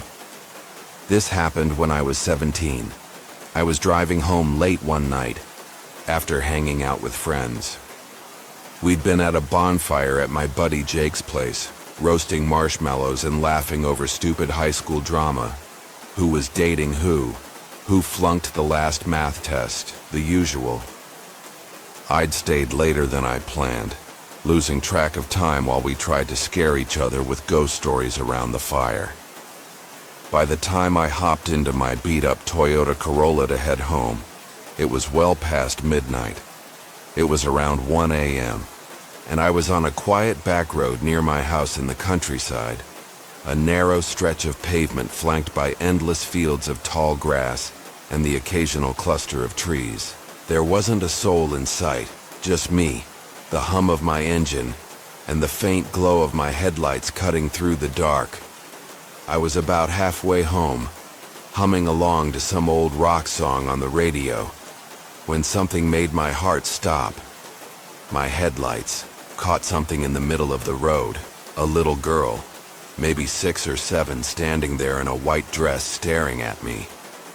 She was just there, right in the center of the lane, her pale face glowing in the harsh light of my high beams. Her white dress was pristine, almost too clean for a kid standing on a dusty back road at 1 a.m., and her eyes, wide, unblinking, and pitch black, were locked on me, like she'd been waiting for me to show up. I slammed on the brakes, my tires screeching against the pavement, and swerved hard to the right, nearly skidding into the ditch. My heart was pounding so hard I thought it might burst, my hands gripping the steering wheel like a lifeline. I threw the car into park and sat there for a second, trying to catch my breath, my mind racing with a mix of fear and confusion. I looked back through the rearview mirror, expecting to see her crumpled on the road, but she was gone. Vanished, like she'd never been there. I got out, thinking maybe I'd hit her and she was hurt, my legs shaking as I stepped onto the pavement. The air was cold, the kind of late-night chill that seeps into your bones, and the only sound was the rustle of the grass in the wind. I scanned the road with my phone's flashlight. Nothing. No little girl, no footprints in the dust, no sign of anyone. It was like she'd evaporated into the night. I even checked the ditch, half expecting to find her lying there, but it was empty too. I stood there for a moment, my breath fogging in the air, trying to make sense of what I'd just seen. Had I imagined it? Was I more tired than I thought? But those eyes, I couldn't shake the image of those black, unblinking eyes staring right through me. I got back in the car, my hands still trembling, and drove home in a daze, checking my mirrors every few seconds like she might reappear in the back seat. I didn't sleep much that night, replaying the moment over and over in my head, wondering if I'd lost my mind. The next morning I stumbled into the kitchen, still in my pajamas, and told my mom about it over a bowl of cereal. I expected her to laugh, maybe tease me for staying out too late, but instead her face went pale, her spoon clattering against the bowl. She said that years ago, a little girl had been killed on that road in a hit and run, back in the early 90s. Her name was Lily, a 6-year-old who'd been walking home with her older brother after a late-night errand. A drunk driver came speeding down the road, didn't even slow down, and hit her. She died on impact, right there in the middle of the lane. The driver was never caught, and Lily's brother was so traumatized, he barely spoke for years. Mom said locals had been whispering about her ever since. A little girl in a white dress, appearing to drivers at night, standing in the middle of the road like a ghostly warning. I haven't driven down that road since, opting for the longer route through town even if it adds 20 minutes to my commute. I told myself it was a one-time thing, a trick of the light, or my tired brain playing games after all those ghost stories at the bonfire. But last week I found something that made my blood run cold. I was cleaning out my car, vacuuming the seats, when I noticed a small, smudged handprint on the inside of my driver's side window. A child's handprint, ice cold to the touch, even though it was 80 degrees outside. I hadn't had any kids in my car, and I always locked the doors. I tried to wipe it off, but it wouldn't budge, like it was etched into the glass. That night, I woke up at 1 a.m. to a faint tapping on my bedroom window. Tap, tap, pause, tap. The same rhythm I'd heard on the road that night. I pulled back the curtain, my heart in my throat, and saw her reflection in the glass. Lily, in her white dress, her black eyes staring at me, her mouth moving silently. A whisper filled the room. "Why didn't you stop?" I slammed the curtain shut, but the tapping didn't stop until dawn. I'm starting to think Lily's not just haunting that road. She's haunting me.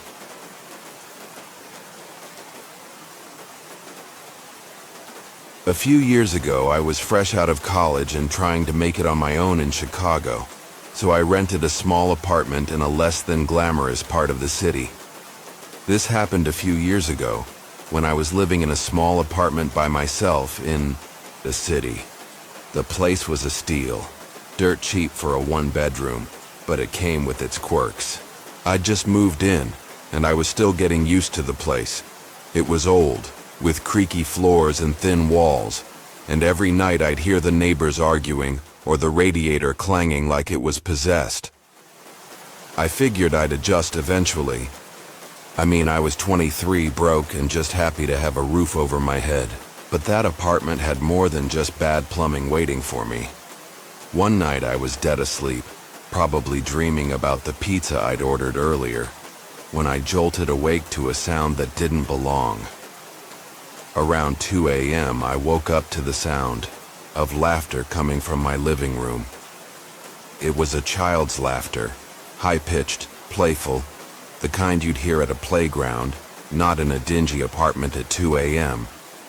But here's the thing. I lived alone, and I didn't have any kids. My heart started racing, and I sat up in bed, straining to listen. The laughter kept going, a little girl's giggle echoing through the apartment, like she was running in circles out there, having the time of her life. I tried to tell myself it was the neighbor's kid, maybe sneaking around, but the walls were so thin I'd have heard footsteps or voices by now. This was coming from my living room. I grabbed the flashlight from my nightstand. My phone was charging across the room, and I wasn't about to stumble around in the dark, and crept toward the door, my heart pounding so hard I thought it might wake the neighbors. I slowly walked out of my bedroom, the floorboards creaking under my bare feet, each step feeling heavier than the last. The laughter stopped the second I stepped into the living room, like someone had flipped a switch. The room was pitch black, the streetlight outside casting long shadows through the window. I swept the flashlight around. Nothing. No little girl, no toys, no sign of anyone. The room was empty. No one was there. I checked the whole apartment, even the tiny hall closet where I kept my coats.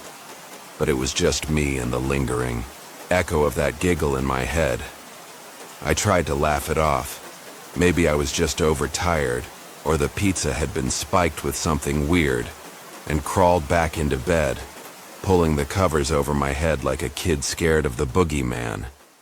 But about an hour later, just as I was starting to drift off, it happened again. The same laughter, this time coming from right outside my bedroom door. That high-pitched giggle, now closer, felt like it was pressing against the door, trying to get in.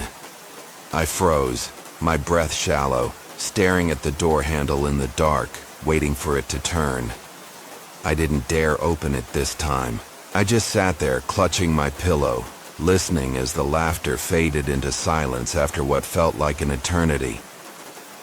I didn't sleep a wink the rest of the night, jumping at every creak and groan the apartment made. The next morning, I couldn't shake the feeling that something was off.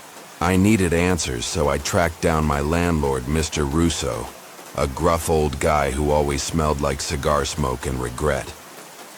I cornered him in the lobby and told him what I'd heard. The laughter, the timing, the fact that I lived alone. He got really quiet, his usual grumbling replaced by an uneasy silence.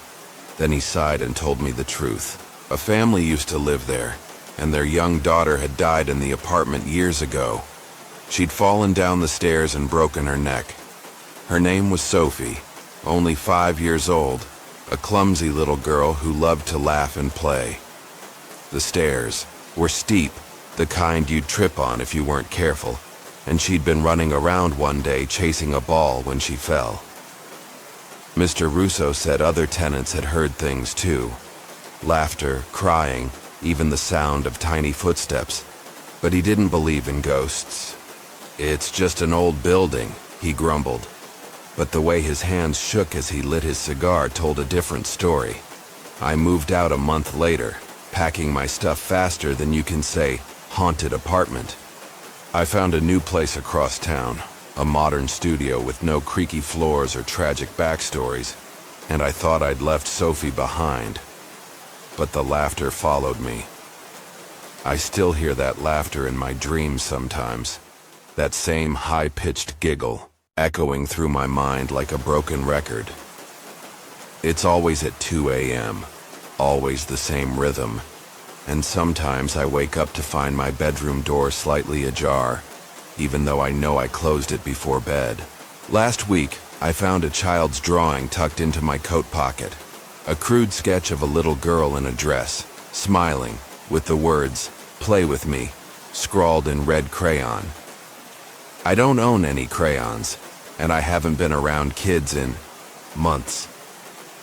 I'm starting to think Sophie doesn't want to be alone, and I don't know how to tell her I'm not the playmate she's looking for.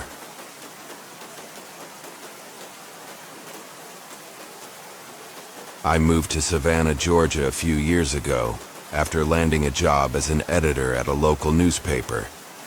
Savannah is picture perfect, with cobblestone streets, Spanish moss-draped oaks, and old houses brimming with charm.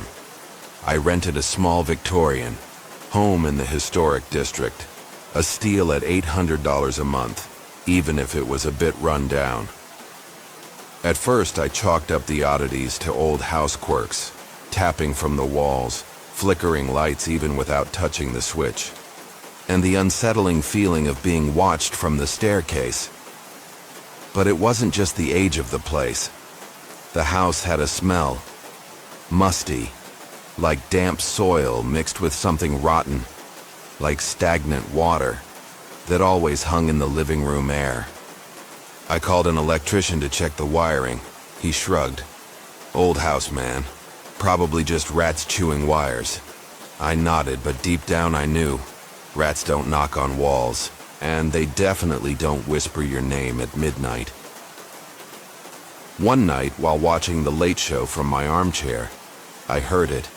3 slow knocks from the wall behind the TV. I muted the sound, listening closely. The knocking came again, faster this time, like fists pounding in rage. I got up and knocked back, a dumb idea I still regret. The sound stopped, but then the floor vibrated just slightly, like something heavy shifting beneath it. I laughed it off. "Pipes," I told myself, but the lights flickered and then snapped off, completely, leaving me in darkness. From that point on, the presence, I started calling it that thing, became more active. Every night, I heard heavy footsteps upstairs, even though I lived alone and never used the second floor except for storage. Once, I woke up to find my armchair flipped completely upside down, legs in the air, like someone had thrown it in a fit of rage. I called my best friend Tommy, a carpenter in Savannah. Tommy doesn't believe in ghosts. He always carries a Bud Light and mocks anything supernatural. He looked at the chair, shrugged, You probably got drunk and knocked it over, bro. Don't make it a big deal. Tommy changed his tune when he stayed over that weekend. Around midnight, we were playing cards in the kitchen when we heard a screech, like nails dragging across a chalkboard coming from the basement. Tommy laughed. Mice? Go catch 'em. I told him to check it himself. He grabbed a flashlight, opened the basement door, and creaked down the wooden steps. 5 minutes later, he ran back up, pale-faced, the beer can gone from his hand. Dude, there's a huge black shadow down there. It looked at me. Its eyes were glowing red. I shivered. You sure? He just muttered, I'm not joking, then left immediately. After that night, it stopped hiding. I began seeing it, a tall, distorted figure, with limbs too long for a human, gliding past the hallway at night. Once I left a GoPro recording my bedroom overnight. In the morning, the footage showed it standing right at the head of my bed, bent over me as I slept, its red eyes glowing in the dark. When I rewound the clip, the audio played a low, guttural moan, like someone in agony, deep beneath the earth. The breaking point came during a thunderstorm. Savannah was buried in wind and lightning, and the house shook with every gust. I was sitting on the sofa, trying to stay calm, when I heard a cracking sound. The living room floor was splitting open. From the narrow gap, a blackened hand with claw-like nails emerged, scratching at the wood. I screamed, jumping onto the sofa, but the crack widened, and that foul, earthy stench filled the room. The figure rose from the floor, taller than I had imagined, its skin gray and lifeless, eyes burning like coals. It growled, "You stayed too long," and reached toward me. I ran out the door, slipping in the rain, watching from a distance as the lights inside the house flickered violently. I called the police, but by the time they arrived, the crack in the floor was gone. The house was silent, pristine. One officer looked at me like I was insane. "You drunk? There's nothing here." I didn't argue. I packed everything the next morning and moved out. Now, living in Atlanta, I thought I had escaped. But last week, while unpacking boxes in my new apartment, I found a splintered piece of wood under the bed, identical to the old living room floor in Savannah. There were long claw marks etched across it. That night, I woke to knocking, this time from under the floorboards. A narrow crack had opened, a blackened hand crept out, and a whisper followed. "You can't run." I screamed and flipped the light on. The crack vanished, but the smell, the foul, earthy stench, still lingered in the air.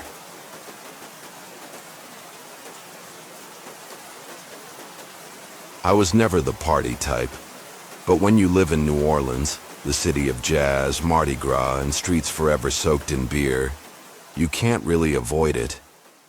Last summer, I'd just turned 25, working as a bartender at a small dive in the French Quarter. One night, after finishing a late shift around 2 a.m., a group of strangers at the bar invited me to drink with them. 3 of them, 2 men and a woman. They looked a little off, but friendly enough. I shrugged. Why not? We sat down. They ordered a round of bourbon, then another.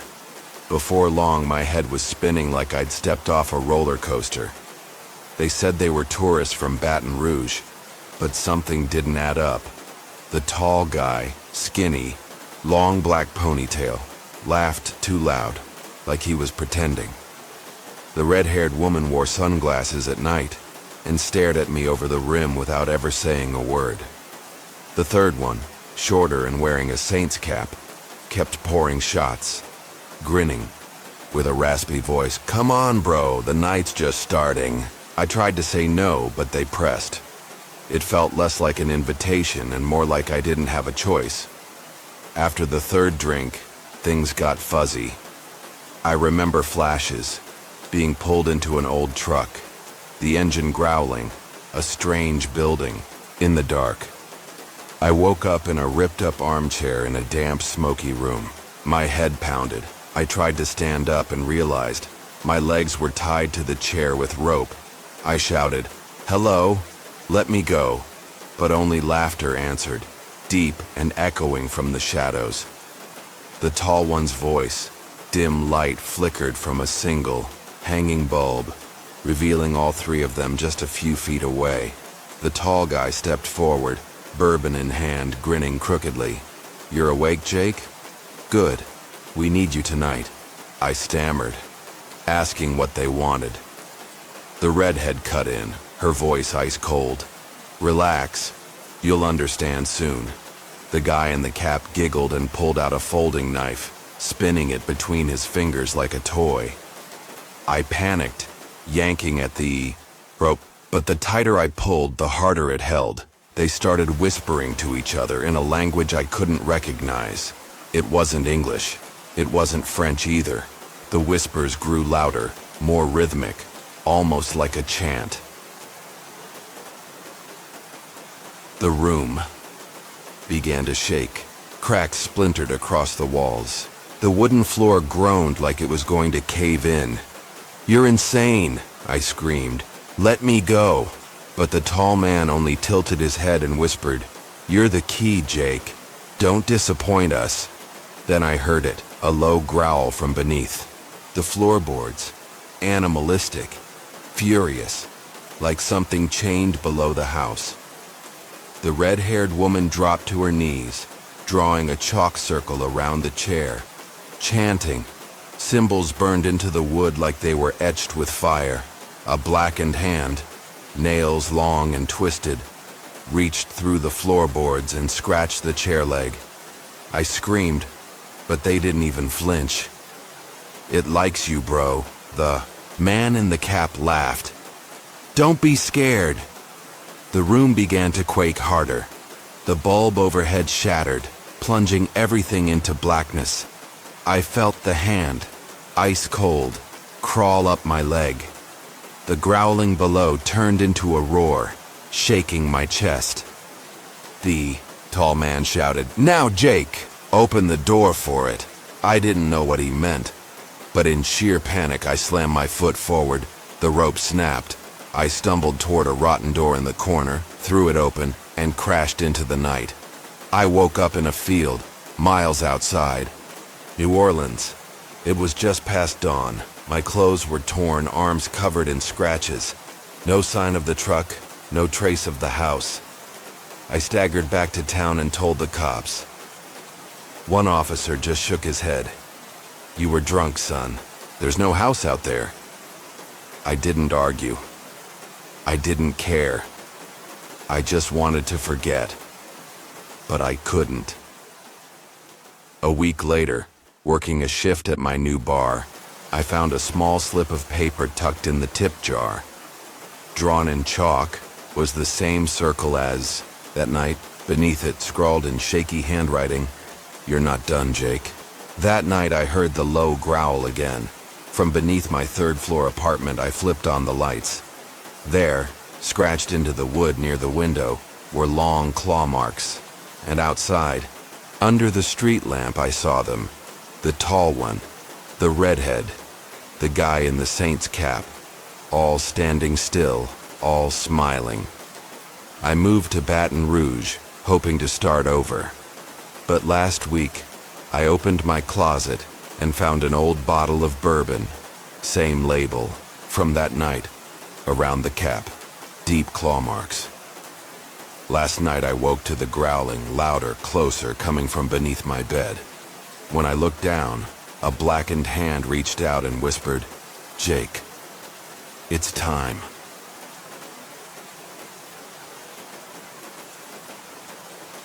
I was 14, a gangly kid with braces and a love for comic books, when my family packed up our lives and moved to a small town in rural Vermont, chasing a fresh start after my dad got a new job. This happened when I was 14. My family had just moved, into a new house in a small town, and I was over the moon because for the first time I had my own room. No more sharing with my little brother, who snored like a lawnmower. The house was old, built in the early 1900s, with a big attic that my parents promised we'd turn into a playroom someday, maybe with a foosball table or a spot for my growing collection of Spider-Man posters. The house had character, as my mom put it. Creaky wooden floors, stained glass windows in the dining room, and a faint musty smell that never quite went away. I thought it was cool, like living in a haunted mansion from one of my favorite movies. But I'd soon learn it wasn't all fun and games. We'd been there a few weeks, still unpacking boxes and getting used to the quirks of the place, when things started to feel off. A few weeks after we moved in, I started hearing noises at night, scratching sounds coming from the attic, like something was skittering across the floorboards up there, dragging its nails as it moved. It wasn't a one-time thing. It happened every night, always around the same time, like clockwork. Always around midnight, the scratching would start, faint at first, then louder, more insistent, as if whatever was up there wanted me to know it was there. I told my parents about it over breakfast one morning, expecting them to freak out and call an exterminator. They said it was probably just squirrels or mice, and that they'd set traps, brushing it off with a laugh. "Old houses, you know," Dad said, ruffling my hair. But those noises didn't sound like any squirrel I'd ever heard. They were too rhythmic, too deliberate, like something was trying to get my attention. The scratching kept happening, night after night, and it started to wear on me. I'd lie in bed, staring at the ceiling, my heart racing as the sounds echoed through the house. I tried to ignore it, blasting music through my headphones or burying my head under my pillow, but nothing drowned it out completely. One night, after a particularly loud session of scratching that sounded like it was right above my bed, I'd had enough. I decided to be brave, or maybe just stupid, and check it out myself. One night, I got brave and decided to check it out myself. I grabbed the flashlight from my desk drawer, the one I used for late-night reading under the covers, and slipped on my sneakers, trying to psych myself up. "You're a superhero, Sam," I whispered to myself, channeling my inner Peter Parker. I crept up the attic stairs, my heart pounding, each step creaking louder than the last, the air growing colder as I climbed. The attic door was at the end of the hall, a heavy wooden thing with a rusty knob that always stuck. I pushed it open, the hinges groaning like something out of a horror movie, and shone my flashlight into the darkness. The attic was a mess. Dusty boxes, cobwebs in every corner, and a faint smell of mildew that made my nose wrinkle. I swept, the beam of light around, expecting to see a squirrel darting for cover or a mouse scurrying away. But the scratching had stopped the second I reached the top of the stairs. The attic was empty, just some old boxes and cobwebs. I let out a shaky breath, feeling a mix of relief and embarrassment. Maybe my parents were right. Maybe I was just imagining things, letting my overactive imagination get the better of me. I turned to leave, ready to head back to bed and laugh at myself for being such a scaredy cat, when a sound stopped me dead in my tracks. I heard a whisper behind me, a child's voice saying, "Don't go." It was soft, barely audible, but clear as day, a little boy's voice, tinged with a sadness that made my skin crawl. I spun around, my flashlight shaking in my hand, but there was nothing there. Just the same dusty boxes, the same cobwebs, the same empty attic. I didn't wait to find out if I'd imagined it. I bolted down the stairs, nearly tripping in my haste, and didn't stop until I was back in my room with the door locked and the lights on. I didn't go near the attic for weeks after that, avoiding the hallway altogether and taking the long way around the house to get to the bathroom. I told my parents what I'd heard, but they just exchanged a look, the kind adults give when they think you're being dramatic, and promised to check it out. They didn't hear anything when they went up, of course, and the traps they set stayed empty. But a month later, while Dad was up there setting more traps, he found something that changed everything. My dad found an old photo album in the attic while setting traps.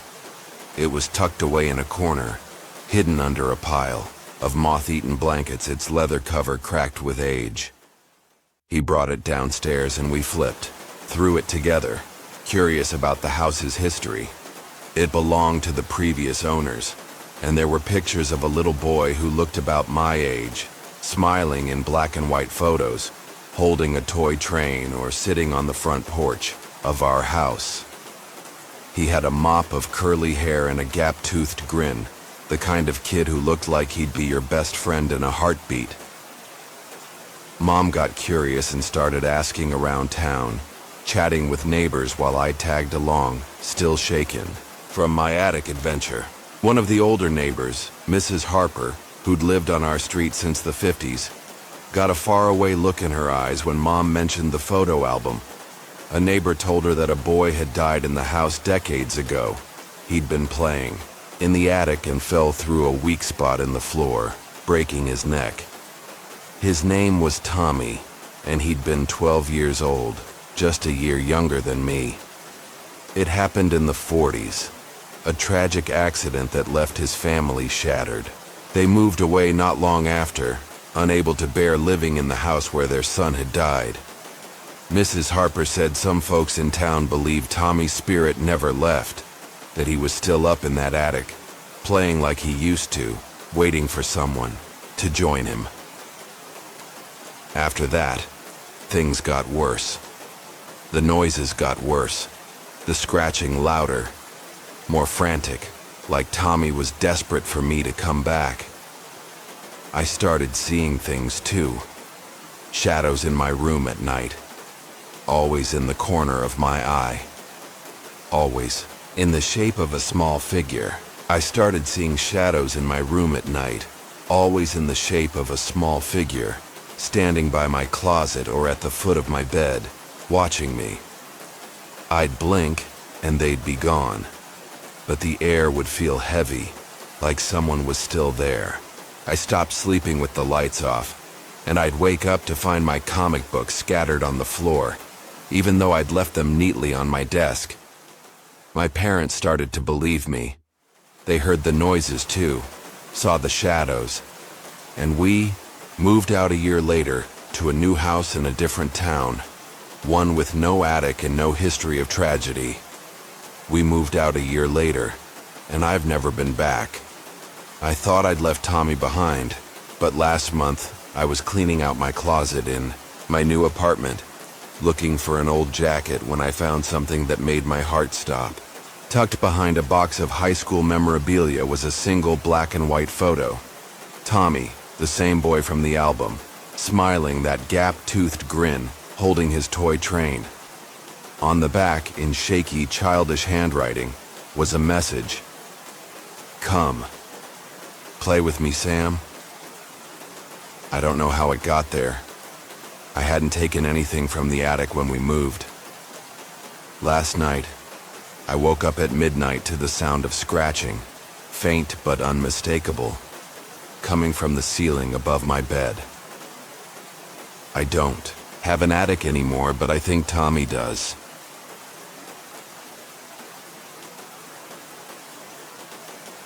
I grew up in Salem, Oregon, not the Salem of witches and infamous trials in Massachusetts, but a quiet little city in the Pacific Northwest, where wheat fields stretch for miles and folks gather at the farmer's market every weekend. My family lived in a weathered 2-story wooden house on Maple Street, its white paint peeling, the fence leaning sideways, and a front yard filled with wildflowers my mom used to love tending. That house held my best memories, riding bikes around the IT neighborhood, eating my mom's homemade cookies, listening to my dad's stories about his days as a carpenter in Portland. But everything changed the year I turned 16, when my father died suddenly of a heart attack, leaving just my mom and me in a silence no words could ever fill. My mom fell apart after his death.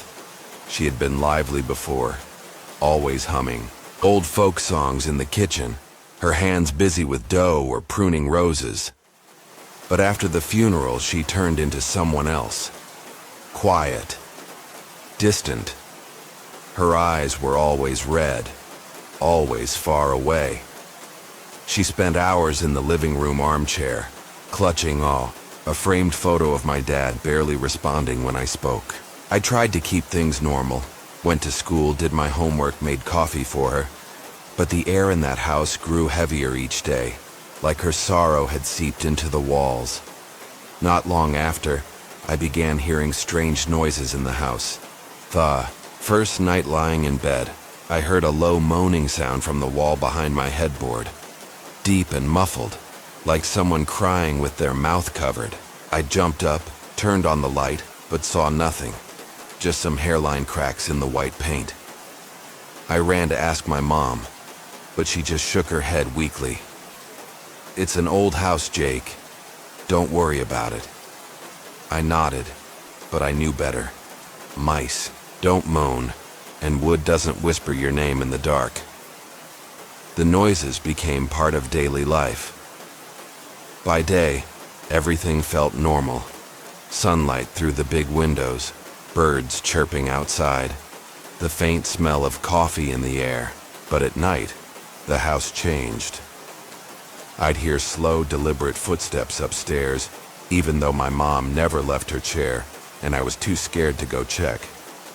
One time, I was eating dinner alone in the kitchen when I heard glass shatter in the living room. I ran in and found a cup lying shattered on the floor, even though my mom sat motionless just a few feet away, eyes fixed on the photo. "Did you drop it?" I asked. She shook her head and whispered, "It wasn't me."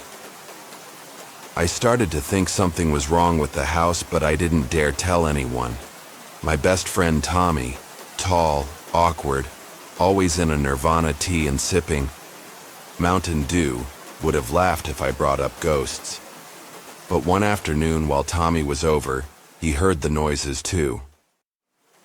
We were in my room playing Super Mario when the wall behind us began to knock, this time louder, like someone trying to break through. Tommy stopped playing, eyes wide. "Dude, what was that? You got rats?" I shook my head. "No, not rats." He laughed it off. "You're being paranoid. Probably just the pipes or something." But I saw the flicker of fear in his eyes. He didn't believe himself either. Things kept getting worse. One night I woke up freezing. My breath came out in clouds even though the heater was on. Then came the knocks, 3 slow raps on the wall beside my bed. I turned on the light and they stopped, but a voice followed. "Jake." Deep, distorted, like it came from beneath the earth. I pulled the covers over my head, heart pounding, but the knocking returned. Faster, louder, like fists pounding in rage. The next morning I found a long crack running up the wall, floor to ceiling, like something had tried to claw its way out. I told my mom, but she just looked at me with hollow eyes. "Don't talk about your father here, Jake. He doesn't like it." Her words sent a chill down my spine. She had never talked like that before, and I wasn't sure she was even talking to me. After that, I started watching her closely. She didn't just seem sad anymore. She seemed gone. Some nights I'd catch her standing in the living room at 2 a.m., murmuring to thin air. "Don't go. Stay with me," she'd say. Once, when I called out to her, she turned slowly. Her eyes were white, no pupils, and she growled, "Get out, Jake." I ran upstairs, locked the door, and stayed there until morning. I decided to look into the house's history.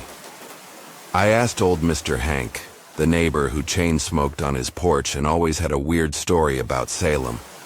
He chewed his tobacco, spat on the grass, and whispered, "Your house used to belong to the Carters. The husband, Tom Carter, died inside a fire back in the 70s. Some fireplace accident. Burned up half the house. Folks say his spirit never left. His wife went mad not long after. Kinda like your mom now." I asked why no one ever told us. Hank just chuckled. Who believes in ghost stories anymore? Besides me? After that, things escalated. Lights flickered even after the electrician said everything was fine. One morning, I found every chair in the dining room stacked on top of each other like a tower of cards. I called Tommy. This time, he didn't laugh. "Dude, this ain't normal," he whispered, clutching his Mountain Dew. We searched the house and found an old burn mark in the attic wall, charred deep like a scar from decades past. "You need to get out of here," Tommy said. "This house isn't safe." But I couldn't leave my mom. She was slipping further. She'd sit for hours in silence, whispering to the photo, and sometimes screaming into the night, "Tom, don't leave me." I tried talking to her, but she'd just shake her head. "He's here, Jake. He doesn't want you interfering." I didn't understand, but I felt watched constantly. One night I left my GoPro recording in the living room. The next morning I reviewed the footage and saw it. A tall, twisted shadow stood behind my mom's chair, leaning over her, eyes glowing red. When I rewound the tape, a low, agonized moan came from the speaker. "Jake, leave." It all came crashing down during a thunderstorm. Salem was drenched in lightning, and the whole house shook with every gust. I was in my room, trying to read, when I heard my mom scream from downstairs. "Jake, run!" I bolted down and found her standing in the living room, clutching my dad's photo as the walls cracked open, black veins spreading like rot.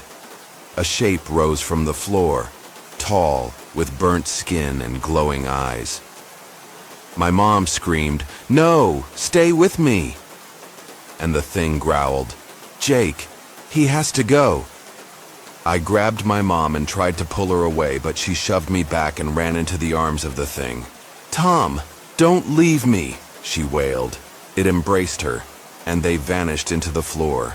A deafening crack split the air, and I was thrown onto the lawn as the house trembled. Windows shattered, and a pit opened in the middle of the room, swallowing them both. I screamed, pounded on the door, but no answer came, just the sound of wind through rubble. The police came later and said it was a sinkhole from heavy rain, but I knew they were wrong. I left Salem a week later, moved to Portland, and tried to start over. But I haven't been able to forget. Last month, while unpacking in my new apartment, I found my dad's photo frame, identical to the one Mom used to hold, under my bed, even though I never packed it. That night, I heard moaning from the wall, and when I turned on the light, I saw a faint red handprint on the window, like someone had tried to hold on. I ran out to the balcony and looked down at the street. Under the lamplight, I saw two figures standing still, one tall, one smaller, staring up at me, whispering, "Jake, come home." I didn't sleep that night. The next morning, I called Tommy and told him everything. He was silent for a while, then whispered, "Dude, I dreamed of your mom. She was standing at my door. She told me to tell you to come back." I asked if he was sure. Tommy laughed nervously, but his voice trembled.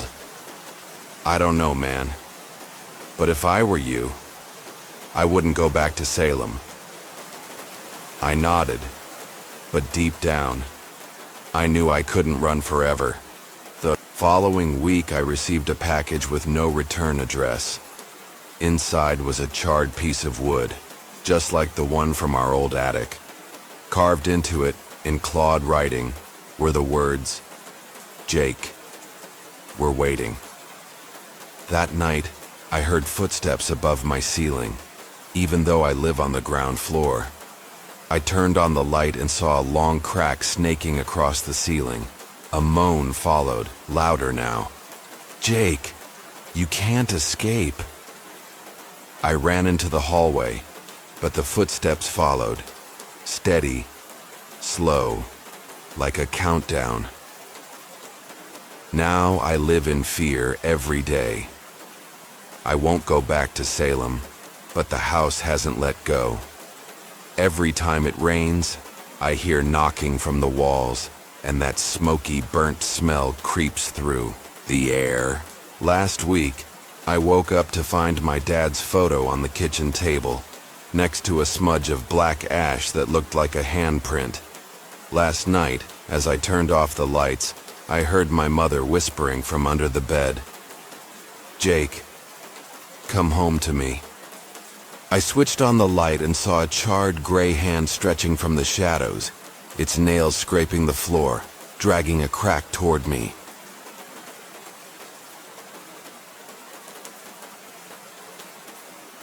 I was 19, fresh out of my first year of college, and working a summer gig at a Greasy Spoon diner in my hometown of Asheville, North Carolina, to save up for textbooks. This happened when I was 19. I was working a summer job at a local diner in my hometown, slinging burgers and pouring coffee for truckers and late-night regulars.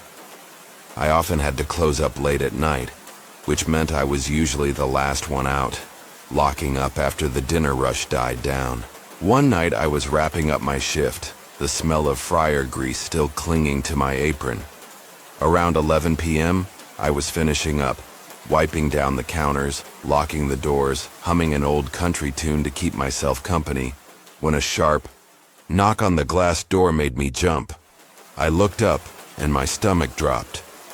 There was an old man standing there, staring at me through the glass. He was dressed in a tattered coat and a wide-brimmed hat that shadowed his face, but I could see his eyes sunken, hollow, like they belonged to a corpse. I told him we were closed, shouting through the glass, but he didn't respond.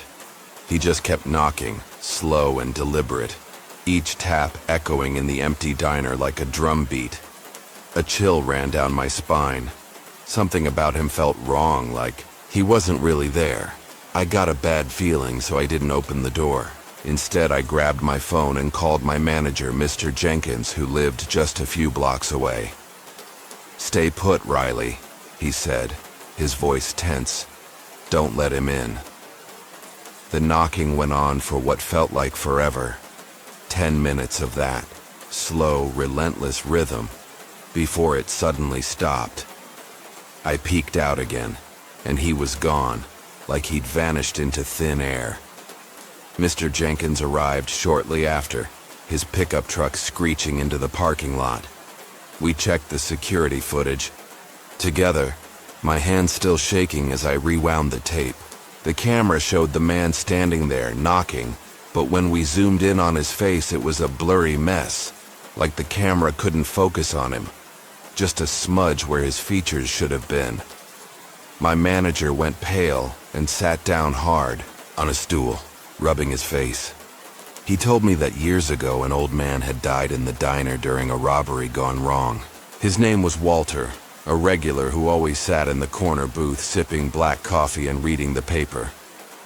During the robbery, he tried to intervene, and the thief shot him point blank. Some of the older staff swore they'd seen him, late at night, knocking on the door, trying to get back to his booth. I quit the job a week later, trading diner shifts for a safer gig at the library. But last month, I was walking past the diner on my way home from a friend's place when I heard it. That same slow, deliberate knock on the glass. I turned, and there was Walter, his hollow eyes staring at me through the door, his blurry face unchanged. I ran all the way home, but I still hear that knocking in my dreams.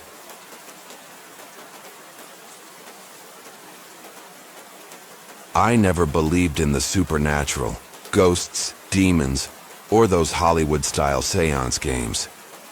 But the summer I turned 17, while living in Austin, Texas, my friends and I did something so stupid. I still regret it to this day. We lived in a quiet suburban neighborhood with red brick houses and front yards full of pecan trees. One night, bored out of our minds, I joined my two friends, Tommy and Sarah, for a Ouija board session Sarah had brought from her house. She swore it had belonged to her grandmother, a fortune-telling fanatic, and I just scoffed. "Sure, Sarah. Summon some ghosts. I dare you." My house was the perfect setting for that kind of game. An old 80s home with creaky wooden floors and a dusty attic I'd never dared go into. We gathered in the living room, turned off all the lights, and lit a few cheap Halloween candles from Walmart that flickered on the coffee table. Tommy, the big guy who was always carrying a can of Dr. Pepper, placed his hand on the Ouija planchette first and laughed loudly. "Yo, if there's a ghost here, come drink with me." Sarah shot him a glare and muttered, "Shut up, idiot. You have to be serious or it won't work." I shrugged, placing my hand on the planchette, thinking this was just a dumb way to kill time. We started with the basics. "Is anyone here? And what's your name?" And the planchette slowly moved, spelling out CAIN. I looked at Tommy and whispered, "You're pushing it, right?" He shook his head wide-eyed. "Bro, I swear I didn't do anything." Sarah looked more serious than I'd ever seen her. Her voice trembled. "Kane, who are you?" "You are." Planchette moved again, faster now, spelling, "I aim HERE." The three of us went dead silent. The air in the room felt heavy, like someone had poured cold water over us. I let out a laugh, trying to shake off the tension. "I am here" sounds like a horror movie villain. Someone's messing with us. But before I could finish the thought, the planchette moved on its own, none of us touching it, spelling out YOU, YLEL, SEE. The candles blew out, and a deep guttural thud echoed from the attic, like someone had dropped a boulder upstairs. Tommy screamed, spilling his Dr. Pepper all over the table, and Sarah gripped my hand tightly. "Jake, I told you, we shouldn't have messed with this." We rushed to close the session, doing what Sarah had read online, saying goodbye and flipping the board over. But from that night on, my house wasn't the same. I started hearing whispers, at night, soft, like someone standing right behind me repeating, "Jake, you will see." I searched my room, found nothing, just the wind hissing through the window, even though it was shut tight. One morning I woke up and found Tommy's Dr. Pepper can, one I knew I had thrown away, placed neatly on the kitchen counter, cold, and dripping like it had just come out of the fridge. I told Tommy and Sarah, and they reacted differently. Tommy just scoffed. "Bro, you're obsessed with that board. You probably got up in your sleep and did it yourself." But Sarah looked worried. She whispered, "Jake, I read online. If you don't close the gate properly, it stays behind." I rolled my eyes and told her not to overthink it, but deep down I was getting scared. That night, I left my phone recording while I slept, and the next morning the audio captured a whisper. "Jake, you can't escape," mixed with the sound of scratching, like fingernails scraping wood. Things kept getting worse. One night, while watching Netflix, the TV flickered to a white screen and let out a distorted scream, like someone being tortured. I turned it off, but it turned back on immediately, flashing the word Kane over and over. I ran outside and called Tommy to come stay with me, but when he arrived, the TV was normal. He laughed it off. "You need to chill, bro, too much Stranger Things." But when he turned away, I saw it. A tall, twisted figure sliding past the window, gray skin, pale eyes, staring straight at me. Everything peaked during a thunderstorm. Austin was drenched in rain and lightning, and the house shook with every gust of wind.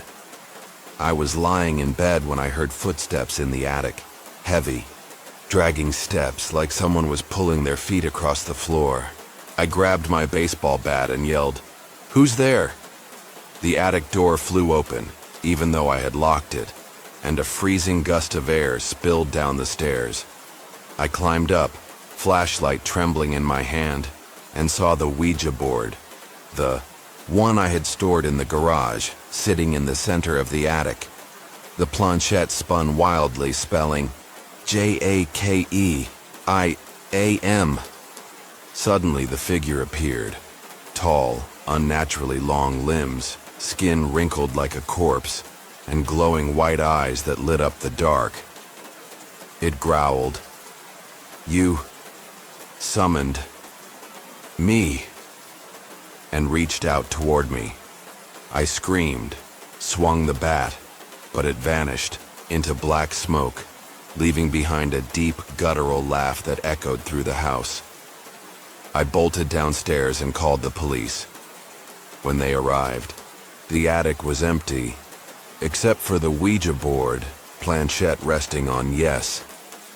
I moved out the following week and into an apartment downtown. I thought it was over, but last month while packing, I found the Ouija board again, even though I had burned it before moving out, under my sofa. That night I heard whispers from the walls, "Jake, you will see."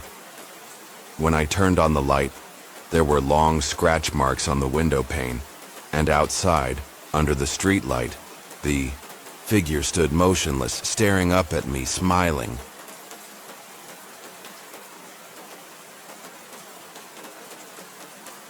I was 16, a junior in high school, living in a sleepy suburb of Savannah, Georgia, where the most exciting thing to happen was the annual Peach Festival. This happened when I was 16. My friends and I decided to explore an abandoned house in our neighborhood that everyone said was haunted.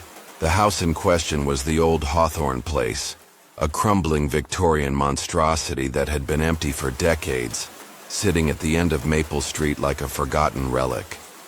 It was a big, crumbling Victorian house that had been empty for years, with broken windows and a sagging roof, its once grand facade now peeling and gray, the wraparound porch sagging under the weight of time.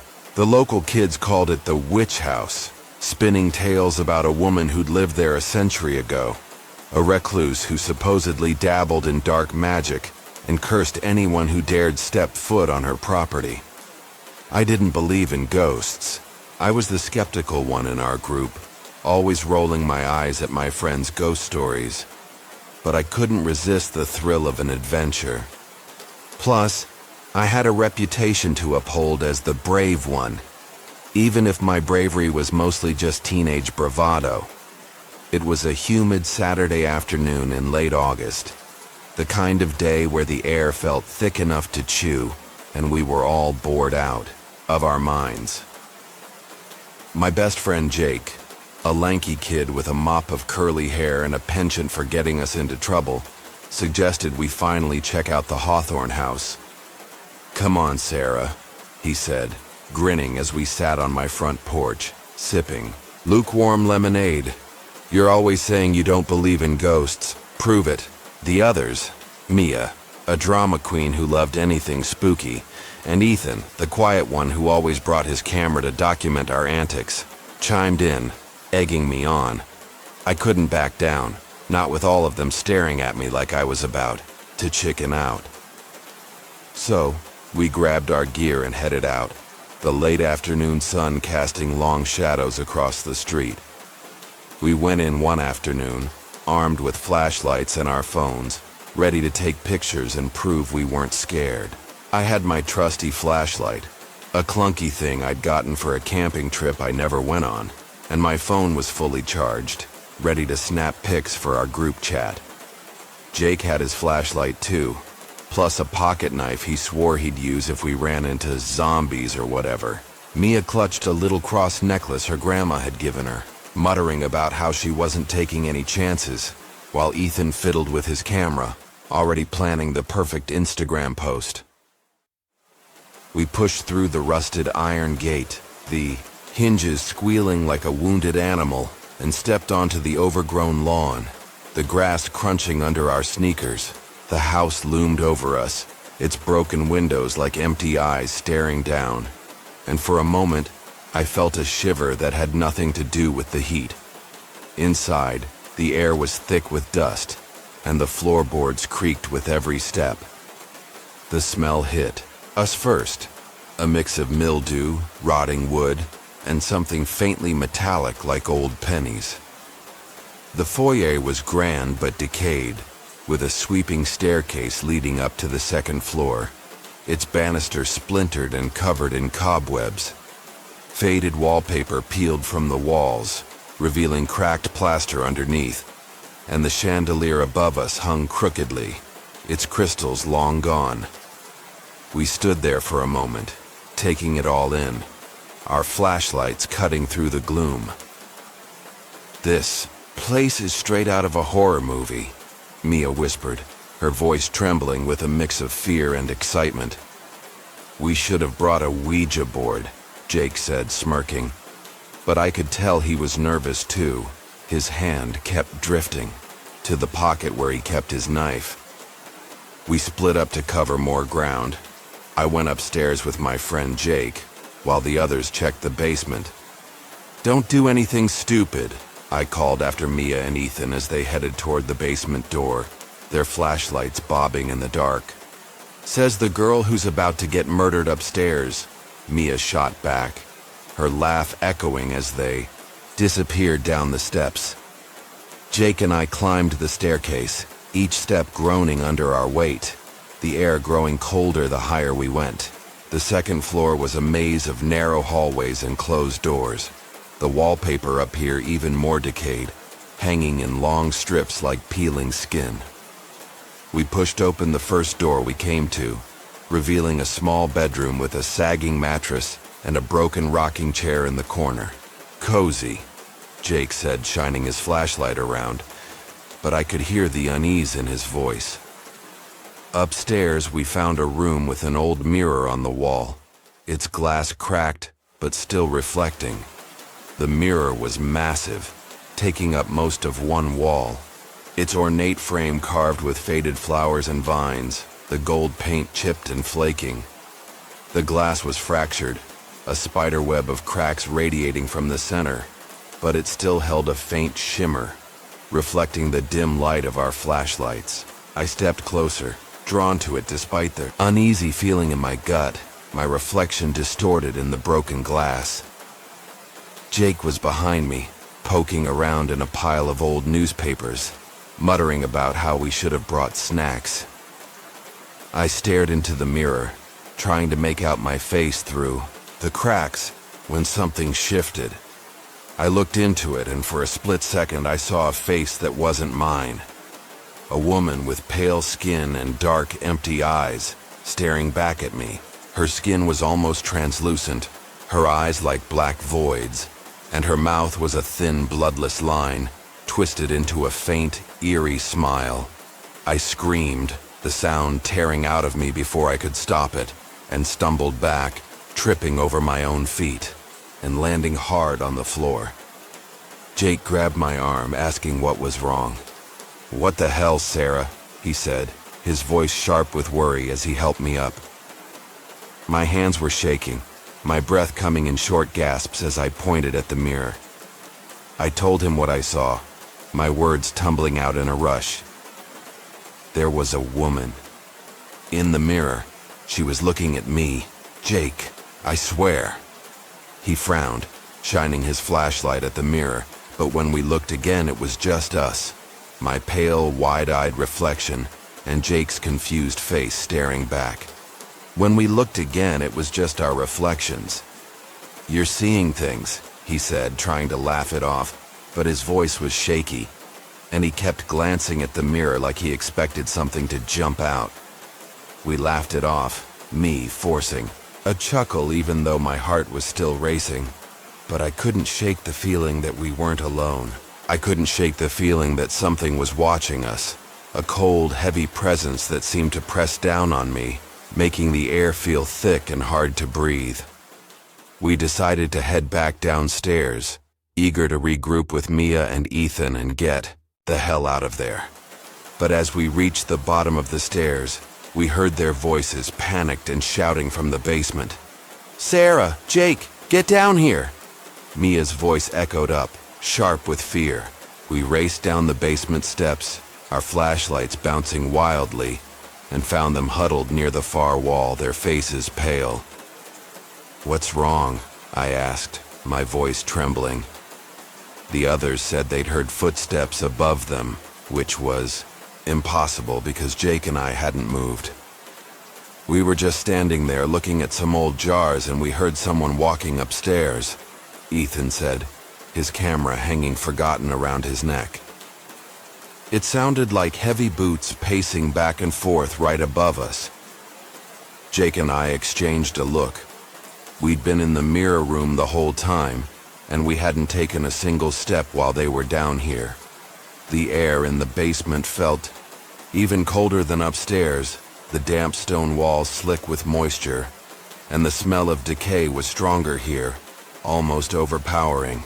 "We need to go," I said, my voice firm despite the fear clawing at my chest. No one argued. We all wanted out. We climbed the stairs back to the foyer, our footsteps echoing in the empty house, and headed for the front door. But as we reached it, something happened that made my blood run cold. As we were heading out, the front door slammed shut on its own. Even though there was no wind, the sound was deafening, a loud bang that reverberated through the house, and the door wouldn't budge when we tried to open it. We pushed and pulled, all four of us throwing our weight against it, our panic rising with every second. Finally, with a collective shove, we forced it open, the hinges screaming in protest, and stumbled out into the fading daylight, our breaths coming in ragged gasps. We ran down the street, not stopping until we reached the safety of my house, our sneakers pounding against the pavement. As we caught our breath on my front porch, I felt a chill that had nothing to do with the evening air.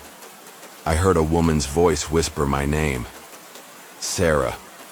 Soft and cold, like it was coming from right behind me. I spun around, but there was nothing there, just the empty street and the distant silhouette of the Hawthorne house, its broken windows glinting in the last rays of the sun. My friends didn't hear it, but they saw the look on my face and didn't ask questions. We vowed never to go back, and for a while, I thought that was the end of it. I never went back to that house, not even when Jake tried to convince me to go back for a rematch a few months later. I was done with the Hawthorne house. Done with its creaky floors and broken mirrors, done with the feeling of being watched. But the house wasn't done with me. A few weeks later, I started seeing that same woman in my dreams, the one from the mirror. Her pale skin and dark, empty eyes haunting me every night. Always standing in front of that mirror, beckoning me to come closer. Her bony hand outstretched, her lips moving silently as if she were trying to tell me something. I'd wake up in a cold sweat, my heart pounding, the sound of her whisper echoing in my ears. Sarah, come back. The dreams went on for months, each one more vivid than the last, until I couldn't take it anymore. I started researching the history of the Hawthorne house, digging through old newspaper archives at the library, determined to find out who she was. What I found made my blood run cold. Her name was Eleanor Hawthorne, the woman who'd lived there in the late 1800s. She'd been a widow, shunned by the town after her husband died under mysterious circumstances, and rumors swirled that she'd turned to witchcraft to bring him back. She died alone in that house, found in front of the mirror in the upstairs room, her body cold and her eyes wide open, as if she'd seen something terrifying in the glass. The townsfolk buried her in an unmarked grave, and the house had been abandoned ever since, passed from owner to owner, none of whom stayed long. I thought knowing her story would help, that understanding who she was would make the dreams stop. But it only made things worse. The dreams became more intense, more real, and I started seeing her outside of sleep. Glimpses of her pale face in my bedroom mirror, her reflection appearing behind mine when I brushed my teeth, her dark eyes following me as I moved. I'd blink, and she'd be gone. But the feeling of being watched never left. My parents noticed I was on edge, jumping at every shadow, barely sleeping, but I couldn't bring myself to tell them the truth. They'd think I was losing my mind, and maybe I was. One night, I woke up to the sound of my bedroom door creaking open, the hinges groaning softly in the dark. I sat up, my heart in my throat, and saw her, Eleanor, standing at the foot of my bed, her pale skin glowing faintly in the moonlight, her empty eyes fixed on me. She didn't move, didn't speak, just stared, her presence filling the room. With a cold, suffocating dread, I screamed and my parents came running, but by the time they flicked on the light, she was gone.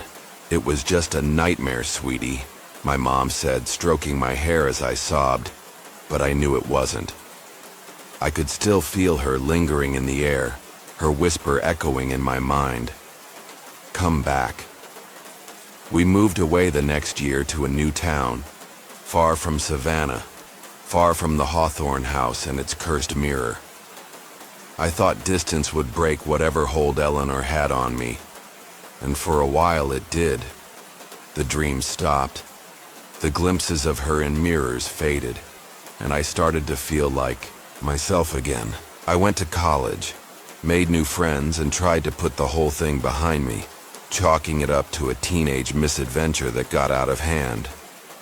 But last month, I was unpacking some old boxes in my dorm room, stuff I hadn't touched since the move, when I found something that made my heart stop. Tucked inside a book I hadn't opened in years was a small, cracked piece of glass, a shard from the mirror in the Hawthorne house, its edges sharp and stained with something dark, like dried blood. I don't know how it got there. I never took anything from that house, and I'd never seen it before. But as I held it, the room grew cold, and I heard her voice again, clearer than ever. "Sarah, I'm still here." I threw the shard away, burying it deep in the dorm trash bin, but it didn't matter. That night, the dreams came back, more vivid than ever. Eleanor, standing in front of the mirror, her pale hand reaching out, her empty eyes pleading with me to come closer. But now there's something new. In the dreams, I see myself walking toward her, stepping through the mirror, and on the other side, there's a darkness I can't describe, a void that pulls at me, whispering my name. I wake up screaming. My doormate's pounding on my door, asking if I'm okay, but I can't tell them the truth. I don't know how to make it stop, and I'm starting to think I never will. Eleanor wants me to come back, and I'm terrified that one day I might.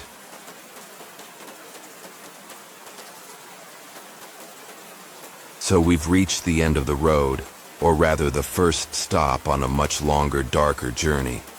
25 terrifying true stories. 25 doors into the darkest corners of the human mind, where fear is not just a feeling, but a living, breathing thing, watching you from the shadows you dare not look into. I'm narrator's name, and I hope you felt every chill, every quickened heartbeat, every moment where you asked yourself, could this happen to me? From the quiet suburban home where footsteps echo in the dead of night, to the small apartment filled with laughter from children who don't exist, from the lonely road where a little girl's ghost still waits, to the old mirror that reflects a face that isn't yours, we've walked through fears no one dares to face alone.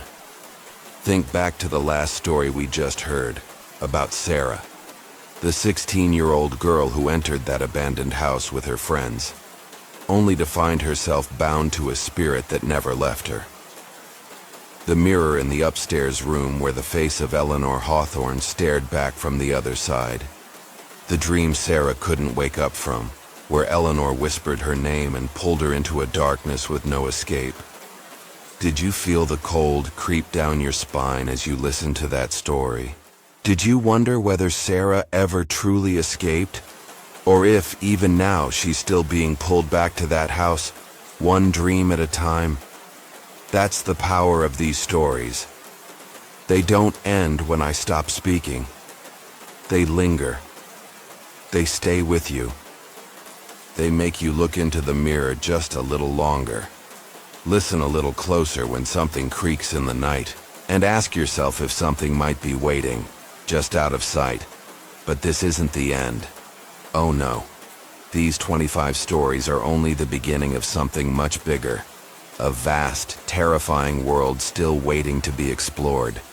There are hundreds, thousands, more tales to tell. Stories of cursed houses, forests where the light never reaches, small towns hiding deadly secrets, and spirits that never, ever find peace. I've heard stories I've never dared share, until now. Stories that sent shivers through even me, and I want to share them with you. But I need you to come back. I need you to walk further into the darkness with me. So if you survived these 25 stories, if you still have the courage to stare into the void, hit that subscribe button right now. Turn on notifications, because trust me, you won't want to miss what's coming next. Now picture this. You're lying in bed. The only light is the soft glow of your phone screen. You've just finished this video, and you think, I'm fine, it's just stories. But then, you hear it. A knock at the window. A whisper in the hallway. You tell yourself it's just your imagination.